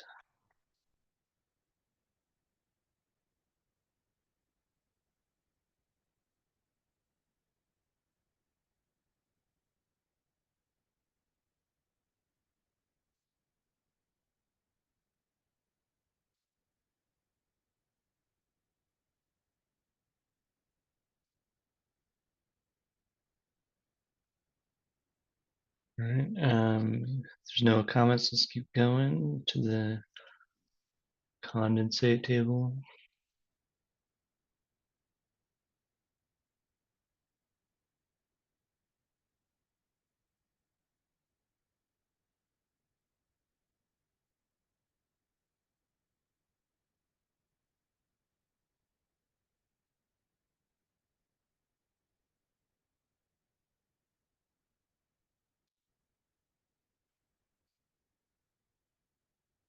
All right, keep going.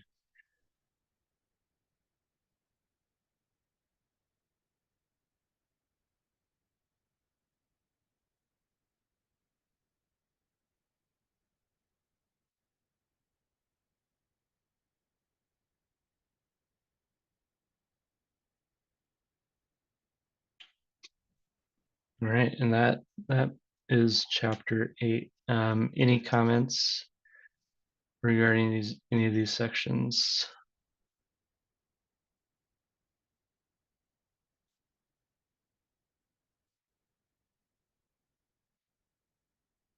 All right, anyone want to offer a motion for chapter 8? um, taking into account the ones section we discussed, 807.1.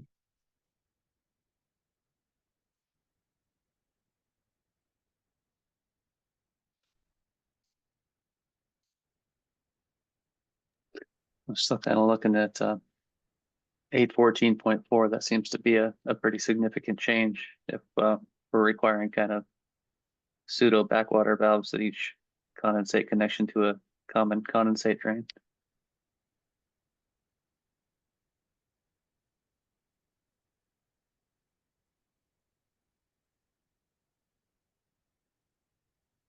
And is it also allowing for a trap with trap primer in lieu of that? Looks like. Correct. Just not seeing a carve out for systems with condensate pumps from multiple fan coils, for example, that don't have traps or these waste valves.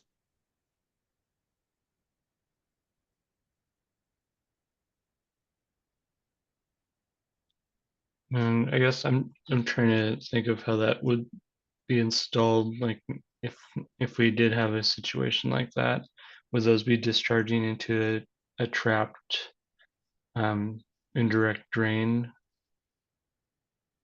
individually into like a condensate run, or yeah, it would seem abnormal to me to have those all tied into a uh, drain line without a trap, I guess. But yeah, I'm wondering if there's other sections that would help clarify that. But maybe this is it.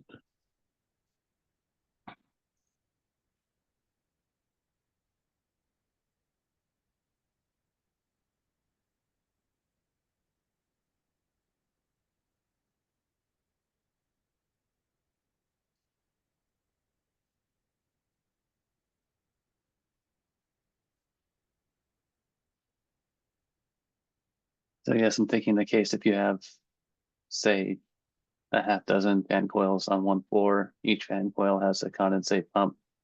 That pump goes to a common condensate line that's inch and a half, and then that condensate line indirectly drains into a trapped receptor. Is this code section now saying that each one of those fan coils now must have either a sanitary waste valve or a condensate trap on the fan coil? Whereas typically if a fan coil has a condensate pump on it, it wouldn't necessarily have a condensate trap. I see. Yeah. That's exactly what it's saying. I think we need to rework that. Or accept that it's a pretty major change. I mean, where they do say like serving more than one appliance, that would to me would mean that you're joining any two of those systems, you would need to have that protected with that trap or valve, but not necessarily at the appliance itself. Right. So the pumped condensate, for example, where it connects to the main condensate line that serves multiple fan coils, you would have to have that valve at that connection point. Mm-hmm. And maybe that's not a big deal. Maybe it's a couple bucks for that valve. I don't know, but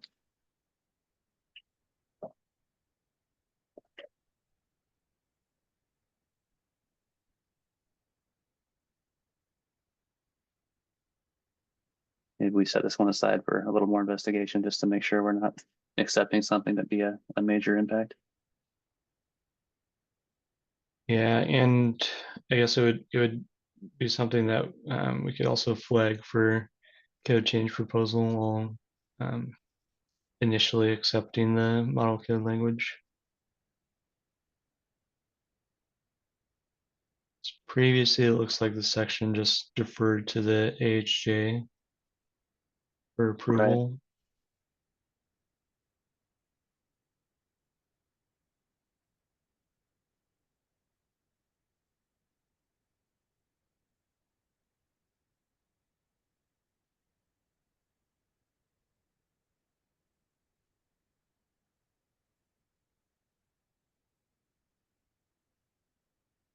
All right, any other discussion for chapter 8 items?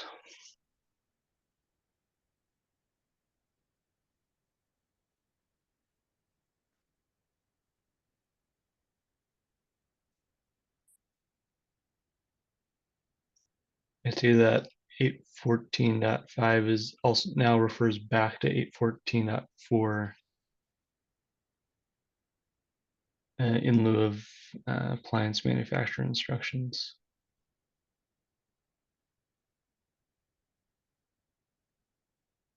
Right. So it's an or, kind of gives you the option.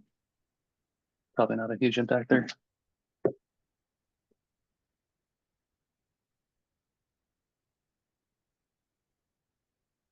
I'd move to recommend accepting all changes to chapter 8 other than the 814.4 that needs a little more investigation. And 807.1, is that right? And 807.1, correct? I'll second that. All right. Thanks, Dave. Thanks, Kevin. Any additional discussion for chapter 8? All right. Hearing none. All those in favor, please say aye. Aye. Aye. Any opposed? All right, motion carries. Let's move on to chapter 9.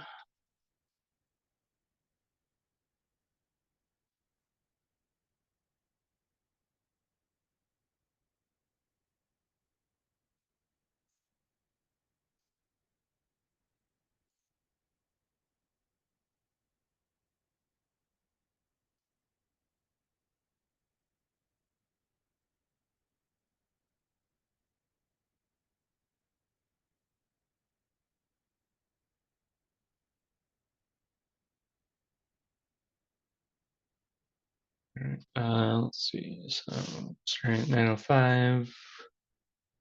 It's like exception for, I think in the description here, Brandon, maybe change water heaters to water closets for 9:05.5.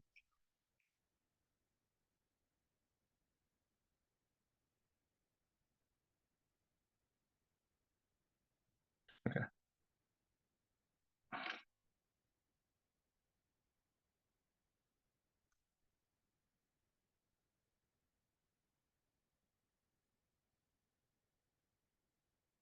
And it looks like that exception was already in there. They just moved it out of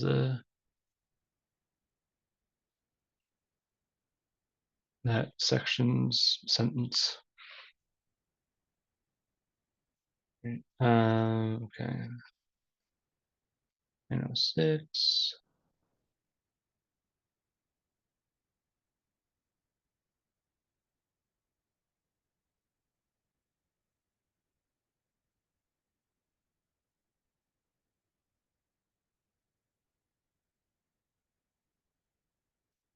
It looks like this increased the requirement from 2 to 3 inches.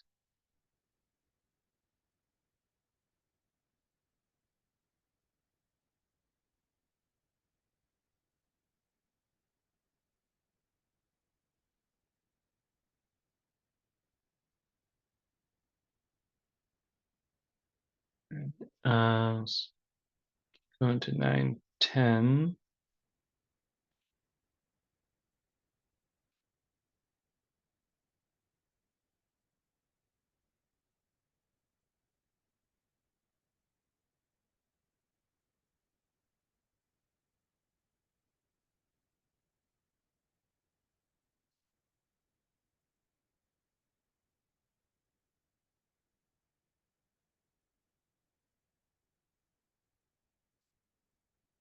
Okay. And then 9:11, it noted there that there's an existing state amendment for circuit venting.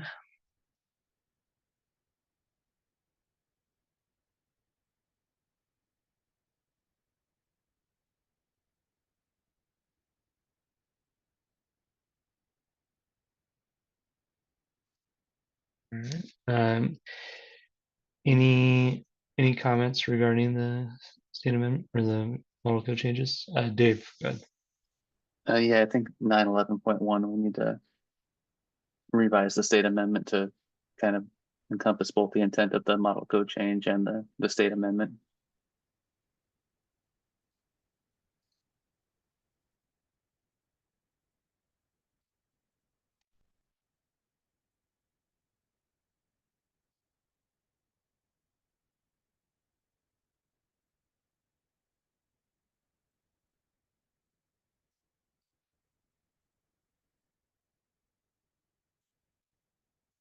All right, sounds good. Any other comments?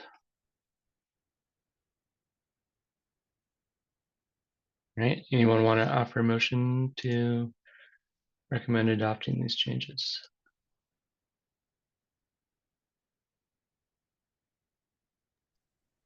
I'll make a motion to recommend adopting all changes with the exception of 911.1 that needs to be revised. This is Steve Hart, I second that. All right, thanks, Dave and Steve. The motion to recommend adopting changes for chapter 9. All those in favor, please say aye. Aye. Aye. Aye. Aye. Any opposed?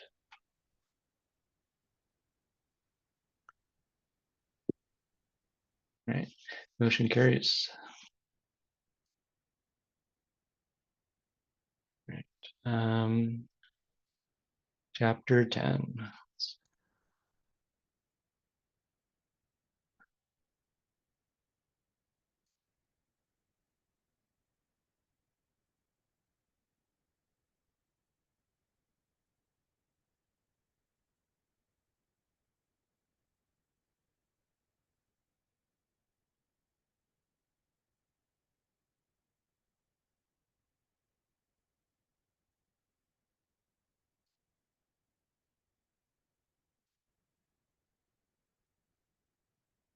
All right, let's keep going unless there's any comments on 1001.2.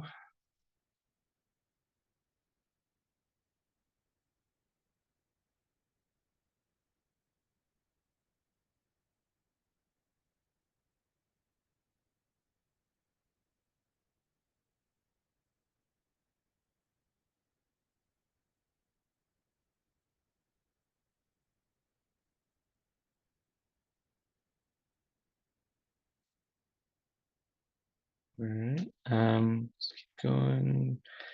Trap seals.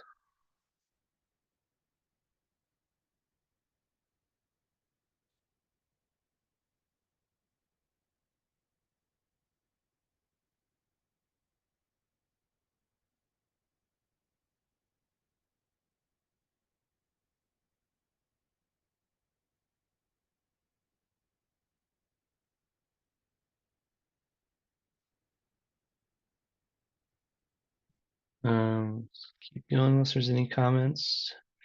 1009, and then table 1009.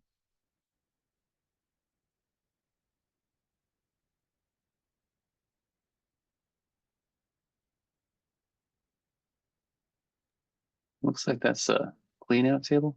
It's the wrong table clipped in there. Yeah, it looks like I will table make a note. 707.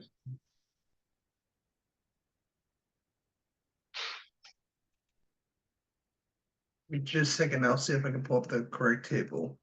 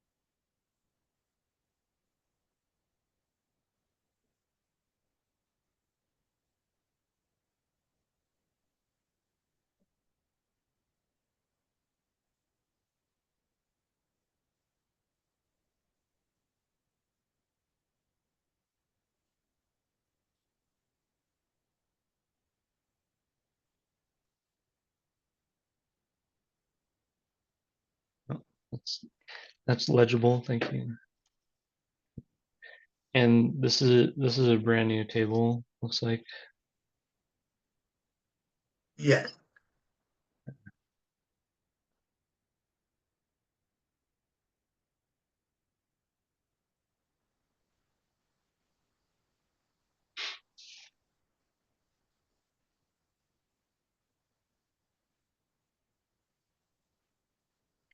Right, and I guess since the table is new, should all of, like the text be blue like before that?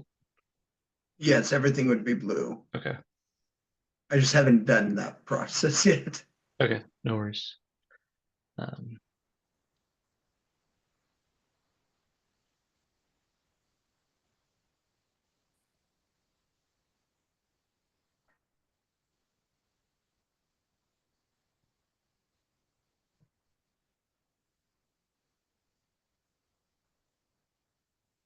all right, cool. All right, any comments on the table?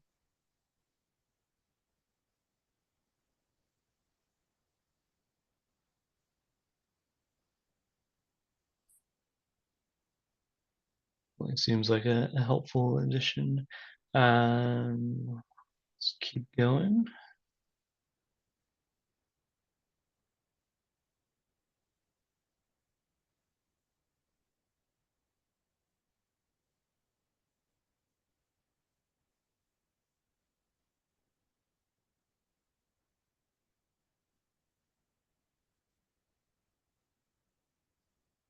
All right, keep going. Um,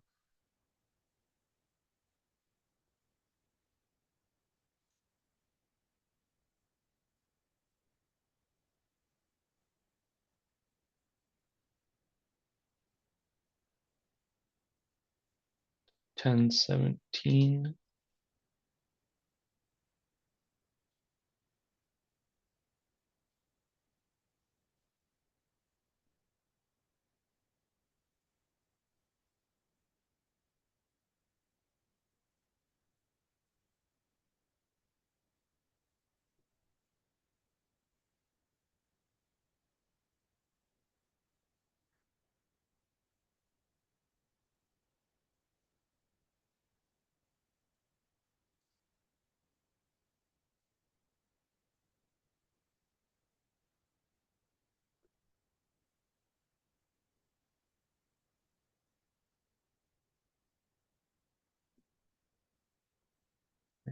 There's quite a lot of updates to the interceptor kind of organization and maybe some of the requirements.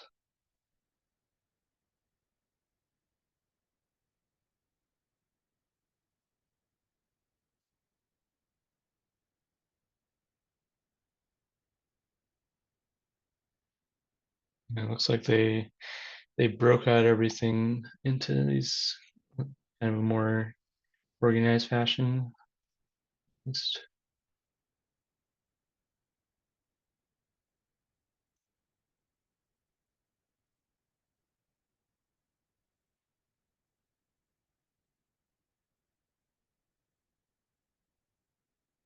All right, maybe keep going unless there's any comments. Looks like the language is mostly the same. All right, that's chapter 10.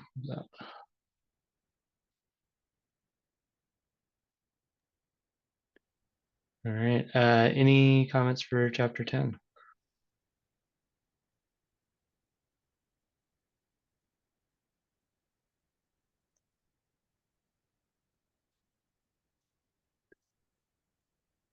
I'll make the motion to recommend accepting all model code changes for chapter 10. All right, thank you. Is there a second? This is Steve Hart, I second that. Steve. All right. Motion to recommend adopting model code changes for chapter 10. Any additional discussion? All right. Hearing none, all those in favor, please say aye. Aye. Aye. Aye. Any opposed? Okay, let's keep going. Chapter 11.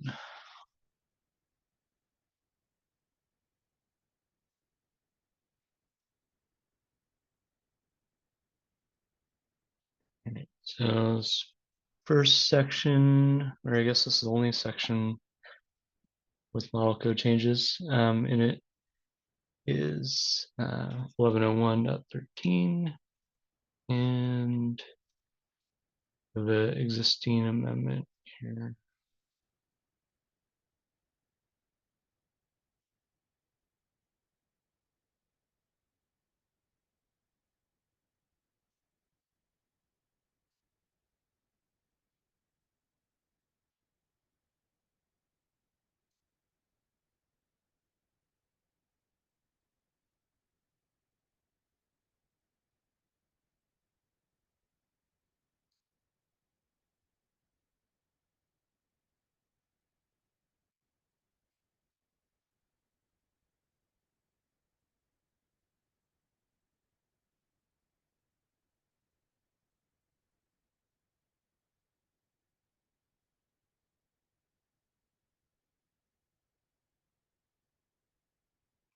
I'm trying to understand what the model code change was here actually.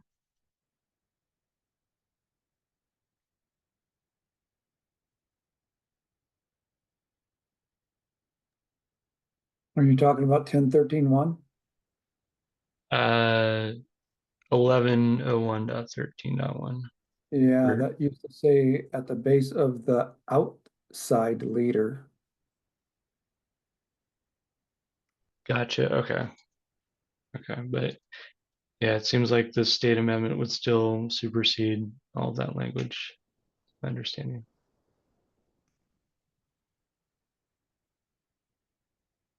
That's mostly because folks don't know the difference between a leader and a conductor.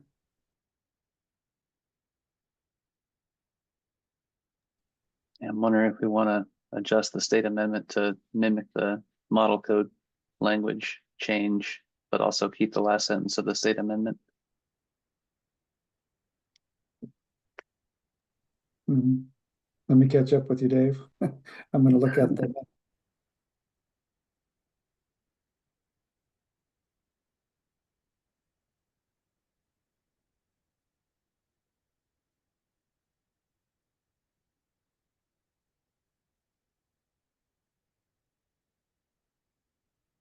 It looks like the state amendment essentially adds a sentence that says cleanout shall be placed inside the building near the connection between the building drain and the building sewer, or installed outside the building at the lower end of the building drain and extended to grade. So we could basically keep that sentence and add it to the model code change and kind of merge the two. yeah, that's a good collaboration of the verbiage. Yeah, let's make a note there to combine existing with current amendment model and come up with another version.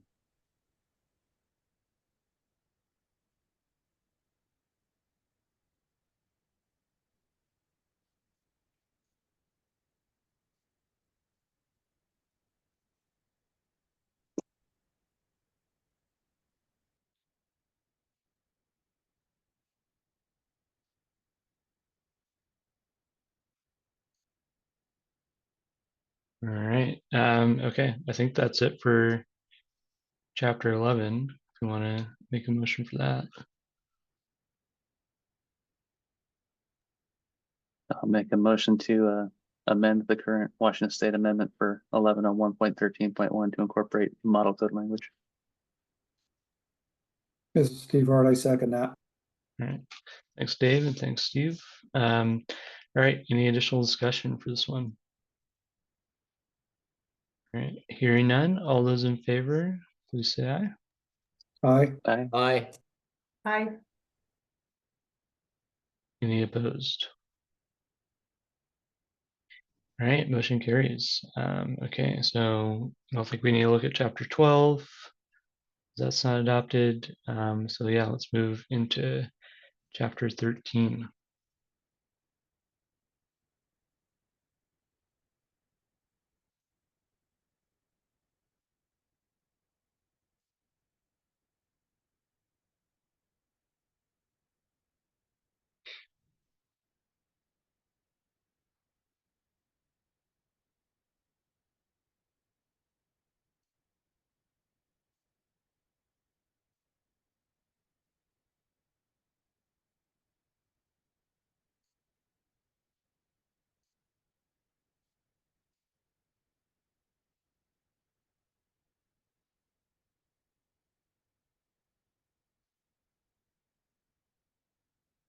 All right.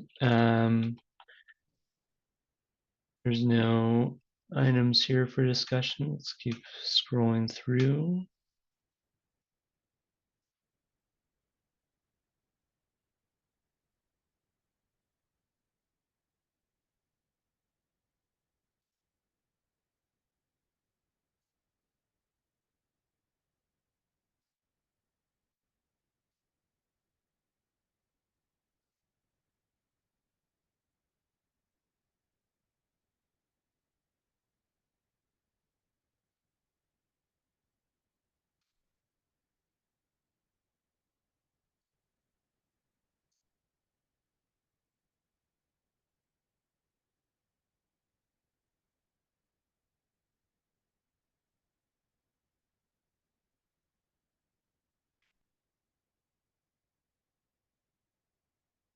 All right, let's keep going.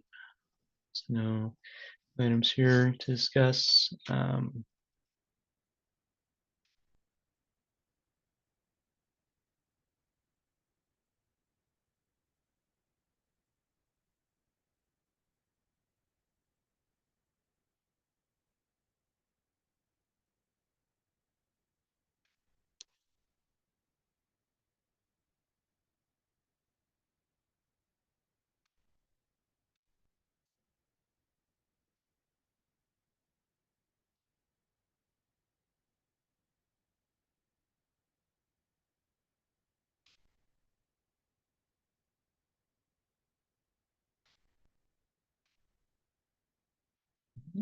Keep going unless there's any discussion items here.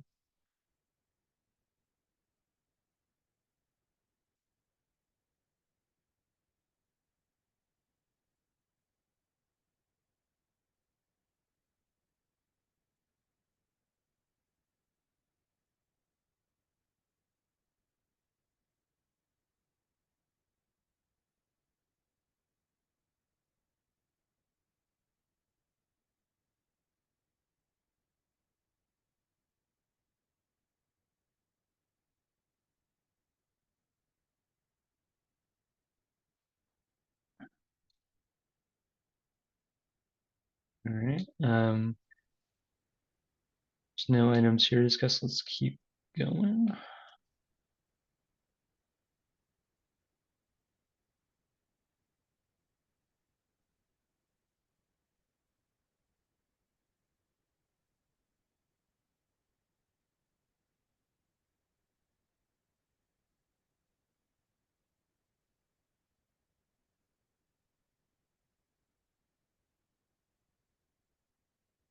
All right. Keep going unless there's any comments.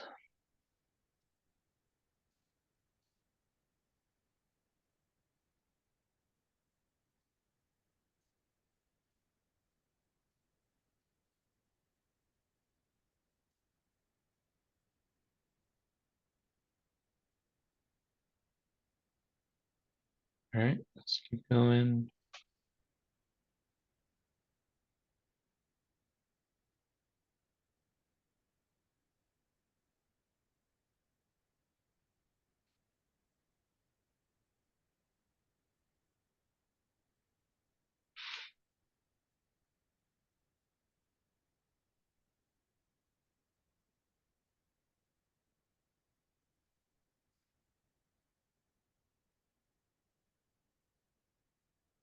All right. If there's no comments, let's keep going.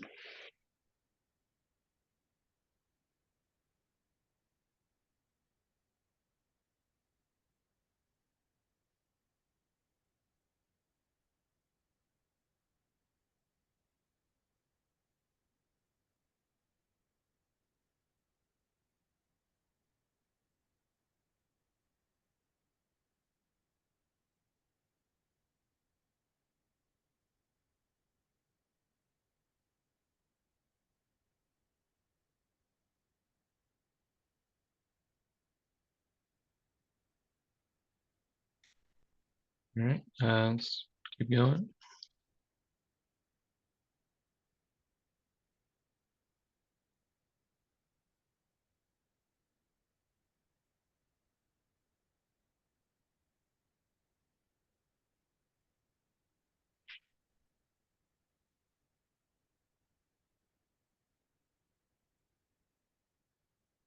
All right, let's keep going unless there's any comments here.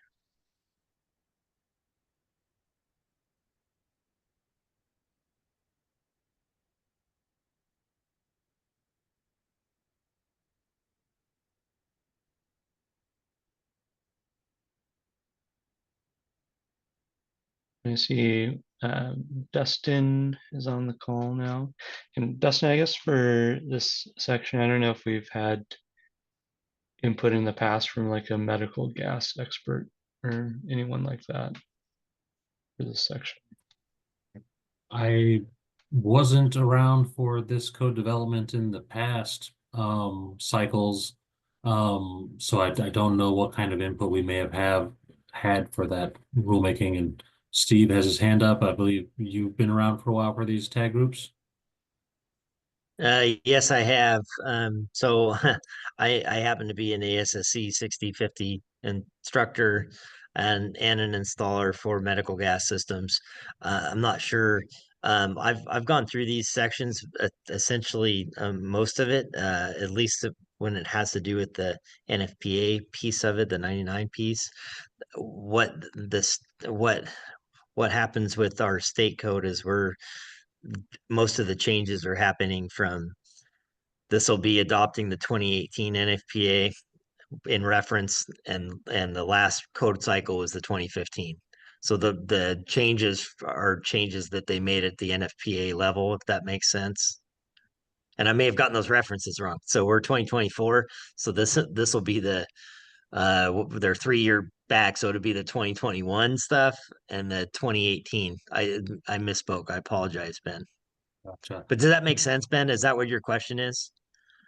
Yeah, and I'm glad you noted that you had that MedGas experience because yeah, it's definitely something outside of my Anything you typical need to know wheelhouse. about MedGas, I probably know how to find it. Awesome. Well, I have a question. But sometimes the stuff that's in the model code is or the referenced standards are maybe a little bit behind where we're at in time. Do you know if there's an updated reference standard for these sections that we could consider in adoption for? It seems to be a practice for the other codes to bring in the most current versions of those standards.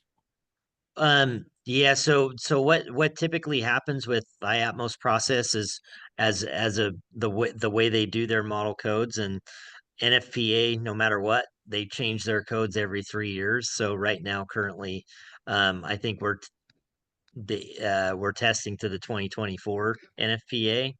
But that would be a monster lift to switch everything out of the model code to match the 2024. I don't know that we would have time, if that makes sense, Dustin. Because IATMO has gone through all of the stuff to correlate it and to fix all of the, you know what I mean, from the previous code. And I'm not sure that we would have time to do all of that work. That's just my opinion. I hear you. So I mean, if we adopted a new standard or the most current standard, we would have a lot of revision work in the actual code then. Correct. And we would almost have, I think the State Building Code Council is still in the process of less code state amendments as opposed to more. That is one of the challenges not challenges, but one of our tasks is to reduce the unnecessary amendments if we can.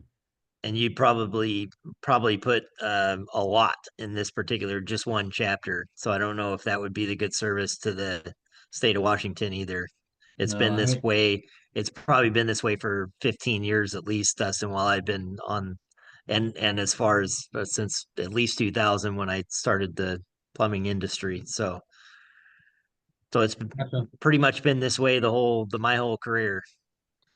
Then I wouldn't be necessarily looking to change or rock the boat and try to adopt something and then bring in a bunch of amendments, because when we adopt that new stuff, we have to pretty much erase it in the next cycle and consider new. It increases the workload, so I'll leave it at that. Thank you, though. Steve, go ahead. Question for Steve Simpson. Since we are leapfrogging from, code and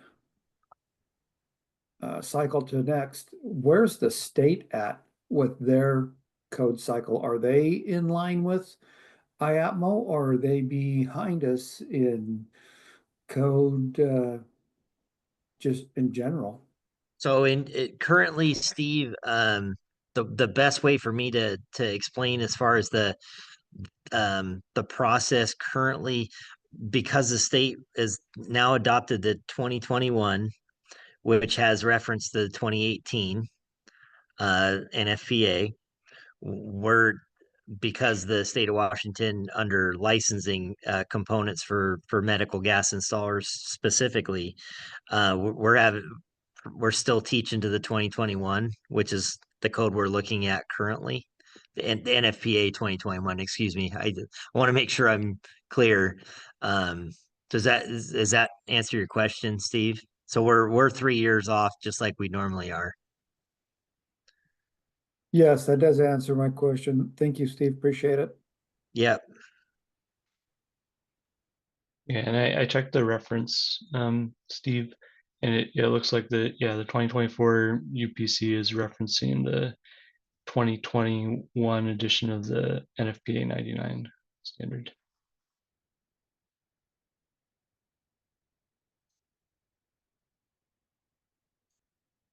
All right.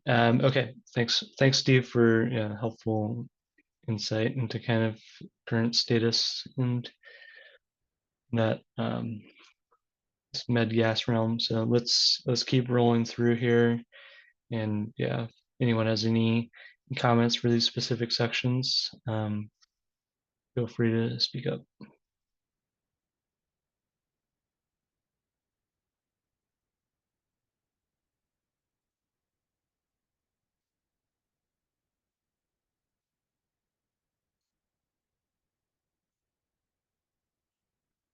All right, let's keep going.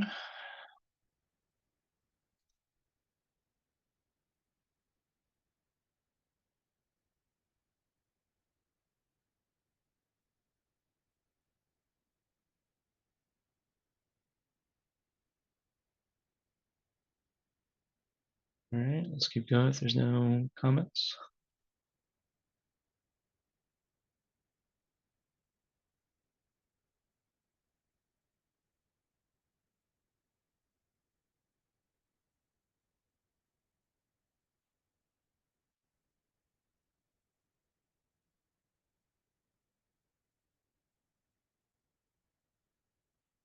All right, let's keep going.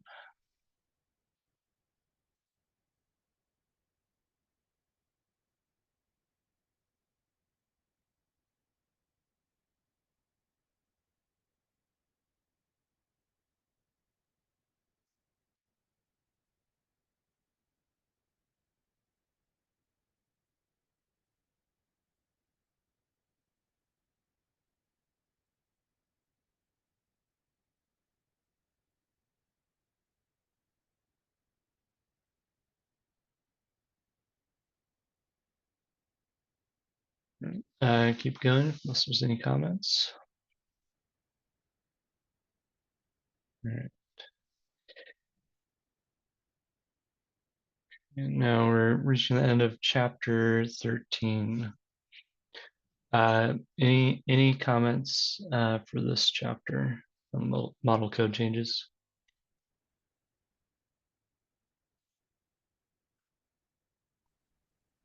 Mr. Chair, I'd make a motion. This is Steve Simpson to accept the changes that we've just gone over in chapter 13. Great, thanks, Steve. Is there a second? I'll second. Thanks, Dave. All right, motion and a second to recommend adopting model code changes to chapter 13. Any additional discussion? All right, hearing none, all those in favor, please say aye. Aye. Aye. All right, any opposed?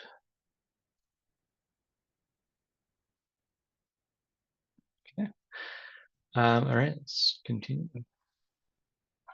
So chapter 14, doesn't look like there's any model code changes. So we'll go over into chapter 15. Hey, Ben, this is Steve Yes. Simpson. We Yes, don't Steve. we don't adopt chapter 14 in the state of Washington. Okay, yeah, That's the fire stopping chapter yeah. that gets sent to there should be a state amendment deleting that chapter. That's what I meant by no change. Okay, we're just making sure we're not adopting Okay. the fire code stuff. They get mad when you do that. Fine.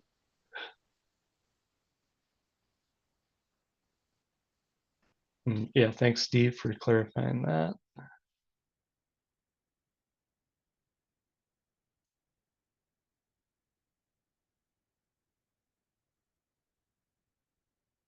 All right. Okay, so let's take a look at chapter 15.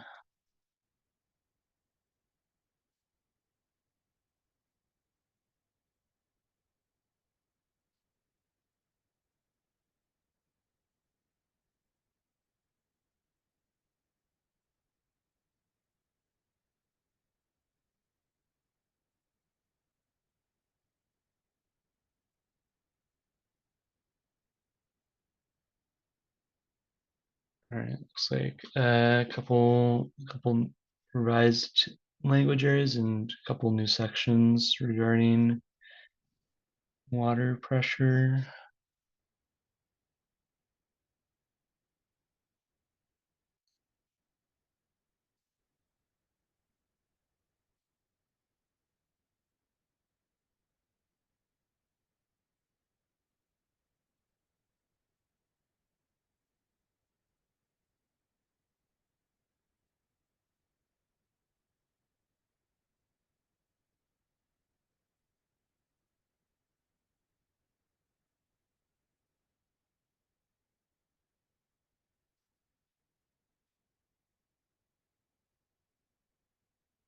All right, if there's no comments, let's keep going.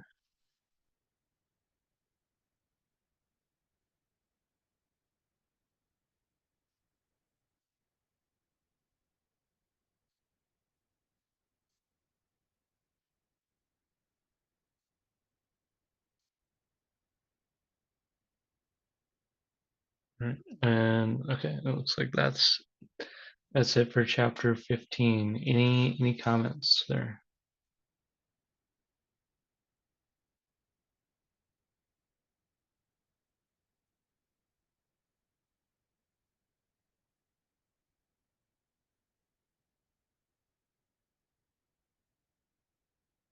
All right, anyone want to offer a motion to recommend accepting the changes? So moved. This is Kevin. All right, thanks, Kevin. A second. Thanks, Dave. All right, motion and second to recommend adopting changes for chapter 15 model code. Any additional discussion? Not. All those in favor, please say aye. Aye. Aye. Aye. Any opposed? All right, motion carries.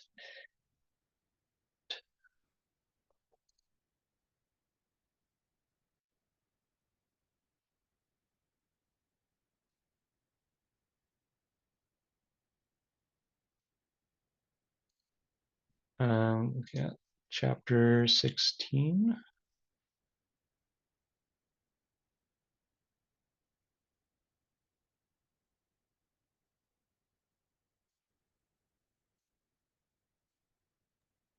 Looks like the vast majority of these are just relocated. Yep. So let's see. We can go through those. So change it there. Yeah, keep scrolling through, Brandon. 1603.4.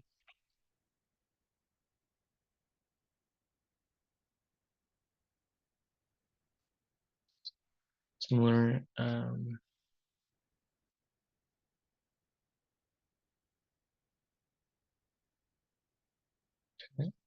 Okay. Keep scrolling through unless there's any comments.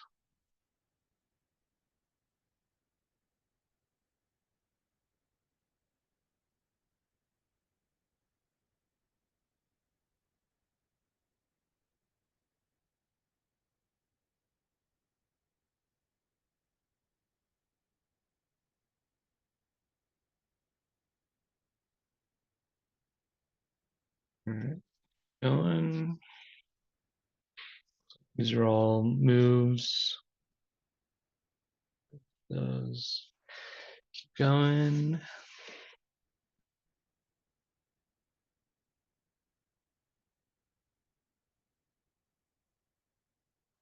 And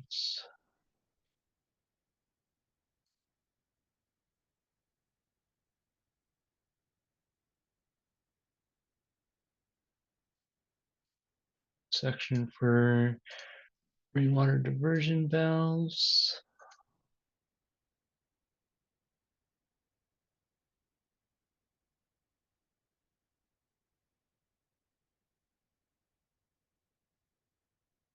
And Brandon, is this section completely new, or is the second sentence pulled from somewhere else or something?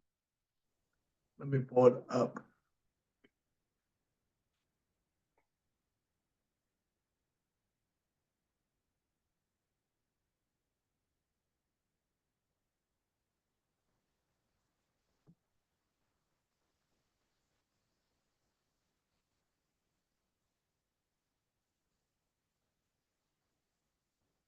So the first part is the new section, Okay. just the blue highlighted up to.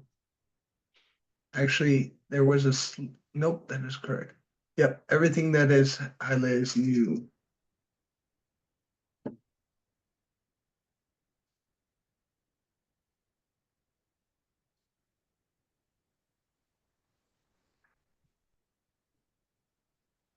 It doesn't look like there was a rainwater diversion valve section in the 21 version, so I'm thinking it I must think be a they new retitled section. it. Yeah, I'm trying to find it too, Dave. And it's not successful. I don't know if it was buried in a different section or something. Yeah, I don't remember a rainwater diversion valve either. There's an overflow and a first flush device potential. There's some other things, but diversion valves is more of a gray water thing than a rainwater. But um, I guess you could do it that way too if your rainwater system's overfull. Yeah, I think this is a new definition too, rainwater diversion valve, so that leads me to believe it's a new section. So I guess Brandon, maybe do a little research on your end. Like if we just need to mark it like the rest of it as being new language or not. Yeah, in the UPC 2024 edition, it is showing that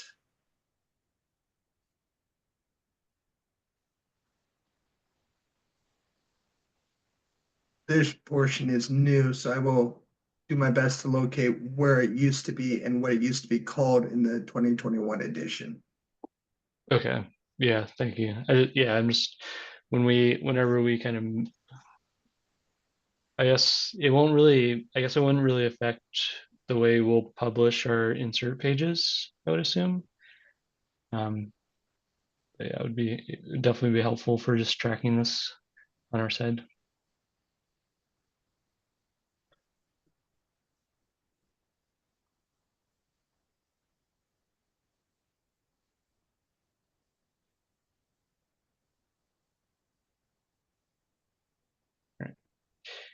Great. Okay, so that is it for chapter 16. Any additional comments?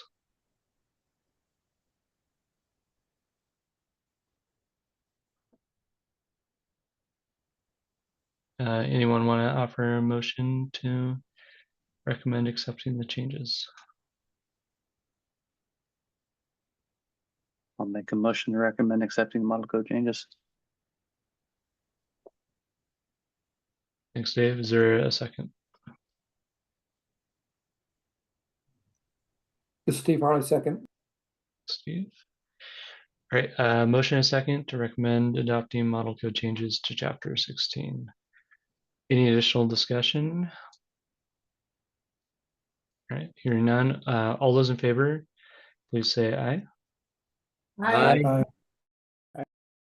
Any opposed?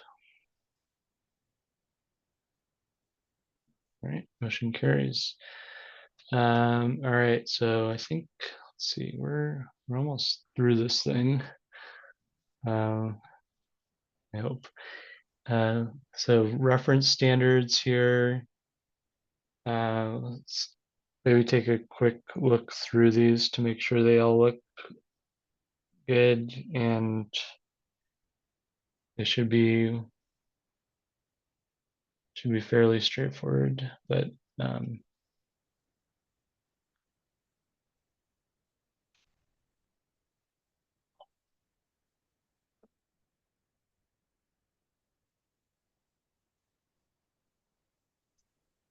Just one note that there is an existing state amendment that adds WAC 246, 290, 490 to this table that we'll want to incorporate. noted. And that doesn't supersede anything, right, Dave? I think it's just an addition. Correct, just an addition. Okay. Yeah, so maybe note in there, Brandon, like assuming everything else looks good except with existing amendment.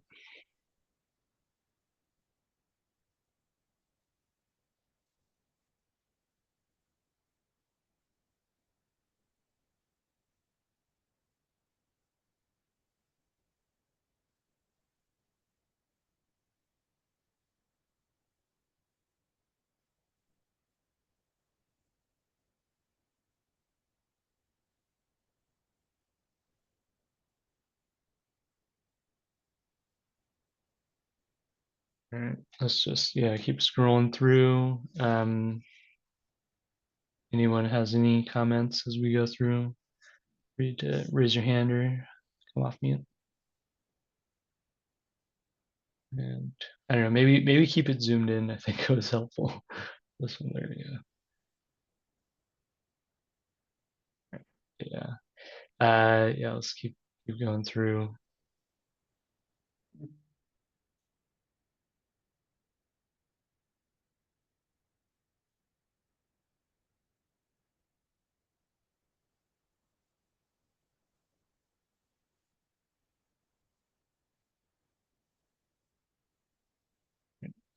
Yeah, keep scrolling. Yeah, there's, I don't know, probably like 10 to 15 pages of this. So yeah, everyone feel free to go through and see if there's anything you want to flag.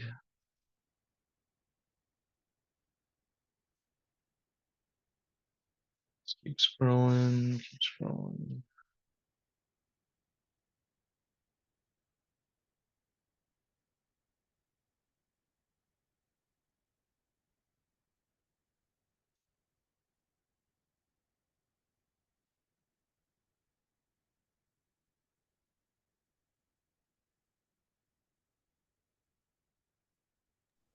I'm gonna highlight and redo this table.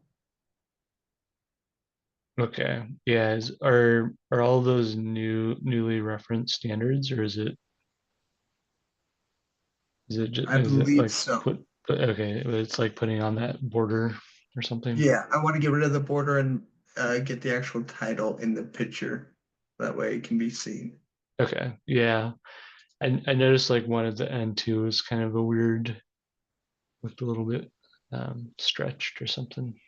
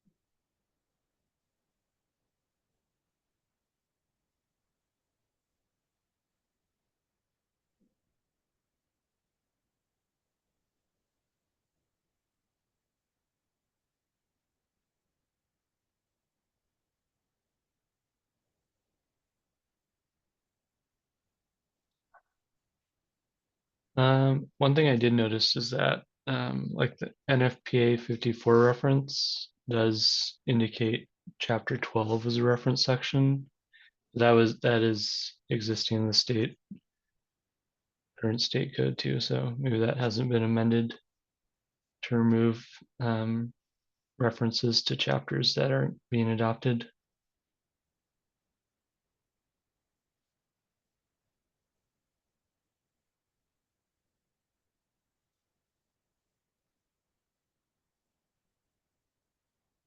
And I think it would be in like the section above this.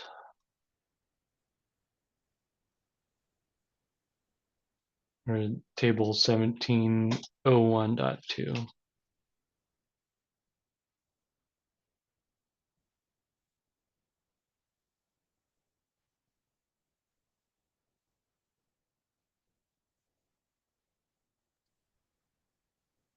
But I think that could be part of a state amendment, the proposed change.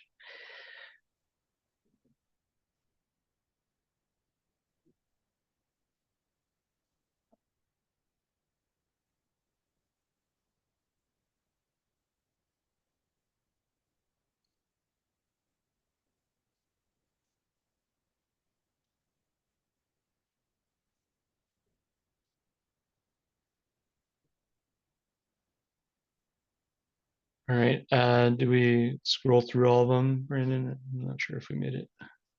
We made it down to the appendix. Okay. All right. All right.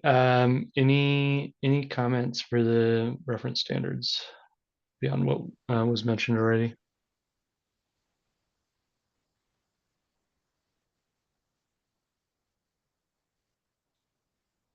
Anyone want to offer a motion to recommend adopting the changes?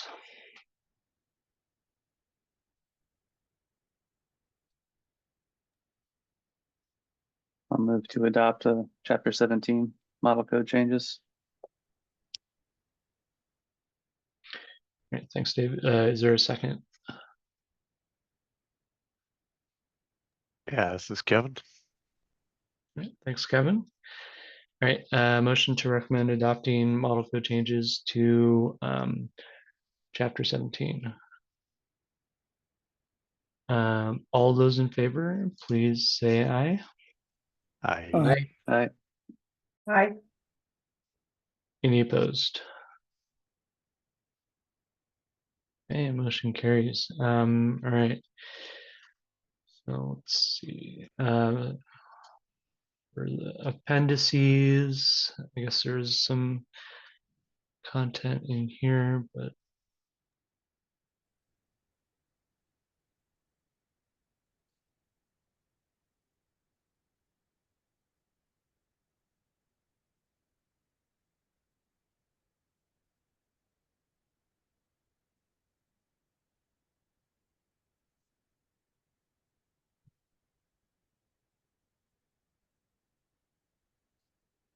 all right, Steve, go ahead, sorry.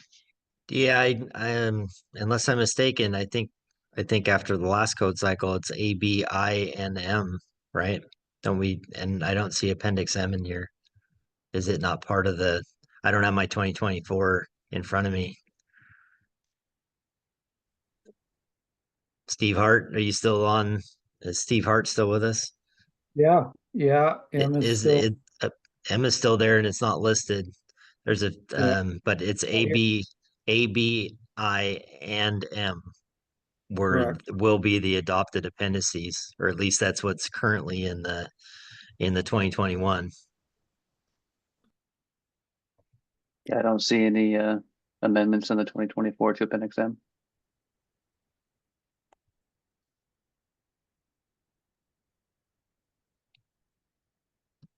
I guess what I was getting at is where it says adopted appendices in that bold black, it just says A, B, and I, and it should say A, B, I, and M. Yeah, good catch. Thank you. Sorry about that. No, yeah, I think that's good to note. So yeah, Brandon, I think we just need to note it in that section there. even though there's probably not going to be any model code changes shown in here.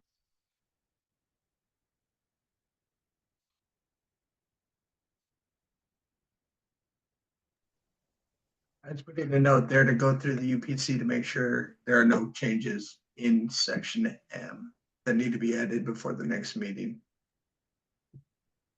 Hey, Mr. Chair, if I may Okay. add another comment, just on this list, should all of the appendices land, like you have N in there, which we don't adopt, and L, you know what I mean, but you're missing some. So I just wonder if we want to make sure there's a tab in there that says there's an appendices, whether we adopt it or not. That way the sheet completely reflects everything that's in the UPC, just like chapter 12 is in this document, which we don't adopt, if that makes sense.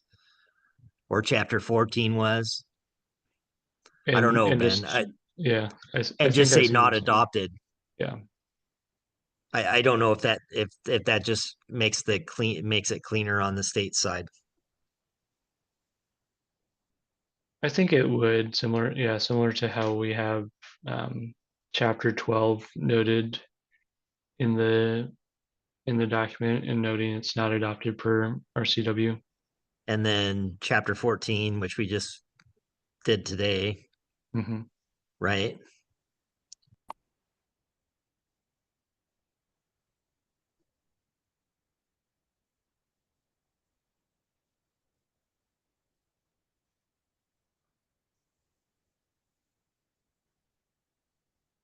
Yeah, Brandon, does that make sense for the report document? Yes. Okay.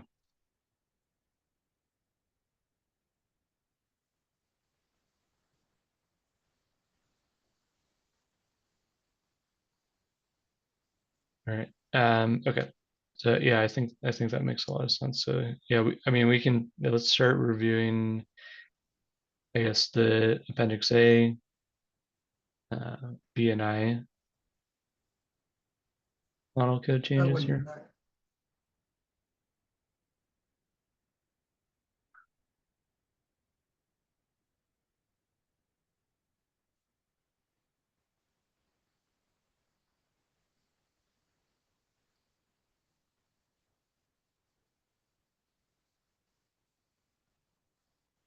How far we get? We've got about 7 minutes left today.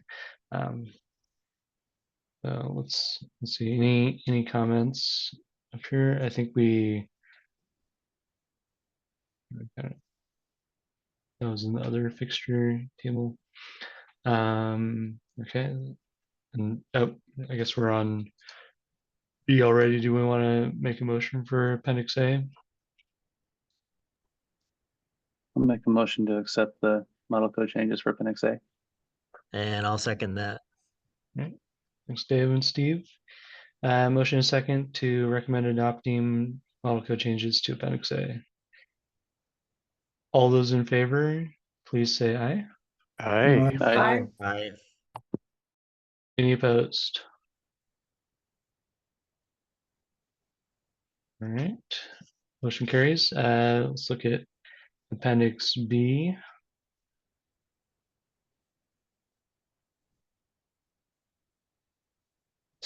I think this is the only model code change.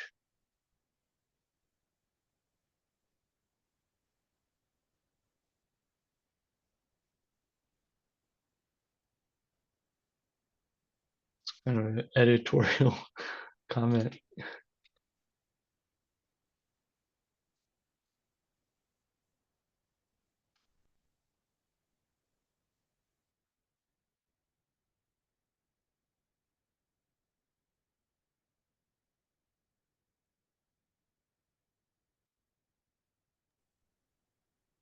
And is the Right. stuff in parentheses really a code change? It seems like like you said, commentary.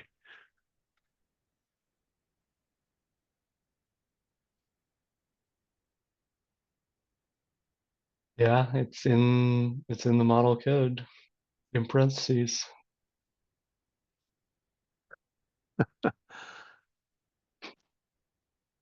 That's curious. Maybe we can maybe we can just get rid of the parentheses and capitalize it. I think that might need to be a code change proposal. But Yeah. but okay. I was kind of kidding.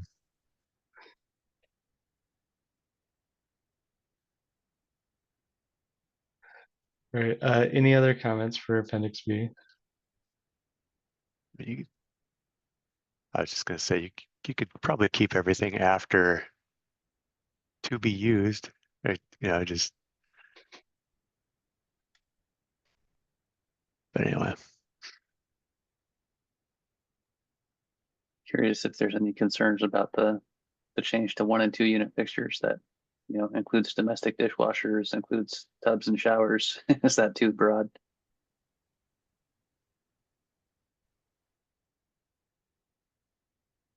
Well, it's certainly debatable if somebody's not going to spell it out. The previous code cycle, no matter what it was, were not allowed, right? Now they're saying they shall be permitted, but it still goes back to your comment of they're calling out not the type of fixture, but the fixture DFU count. right. And they're very specific about the fact that, like you just said, Dave, not mentioning, whereas before they did mention. So your comment is very much a interpretation. At best, it's ambiguous as to what fixtures it means. Before it just listed a couple, and then they said they shall not be permitted. Now it lists any 1 and 2 fixture units shall be permitted. So, like your versioning here, that is the floor wide open to just any 1 and 2 drainage fixture units? Apparently, I think we better think about that one For and sure. dig into it and see exactly what they're talking about. Combination waste and vent systems are specifically for clear water waste. Yeah. Right. And we need to get to the bottom of that when they say 1 and 2 fixture units. Maybe we need to amend that to say something like clear water waste only. So we'll keep that open to amend. Yeah. Yeah. Code change Flag it proposal for sure. Yep. 'Cause that's a big alteration.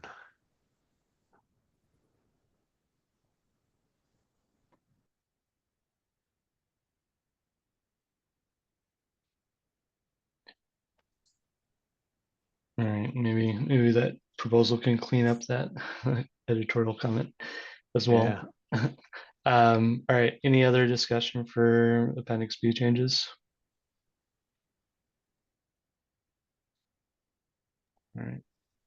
Anyone want to offer a motion for Appendix B? Yeah. Motion to accept as noted. Kevin, for a second.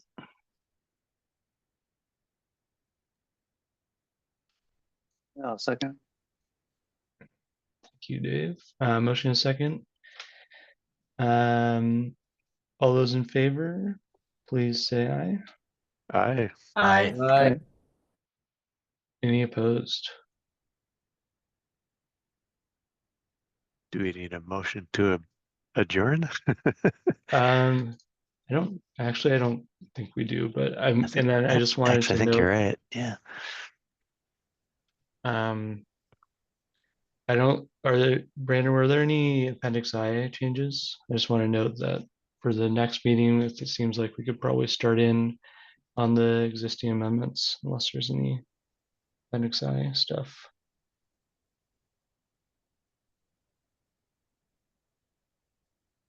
Looks like it's H to J, so. Right, excellent. Okay, so I think we'll check it before the next meeting, but it looks like we made it through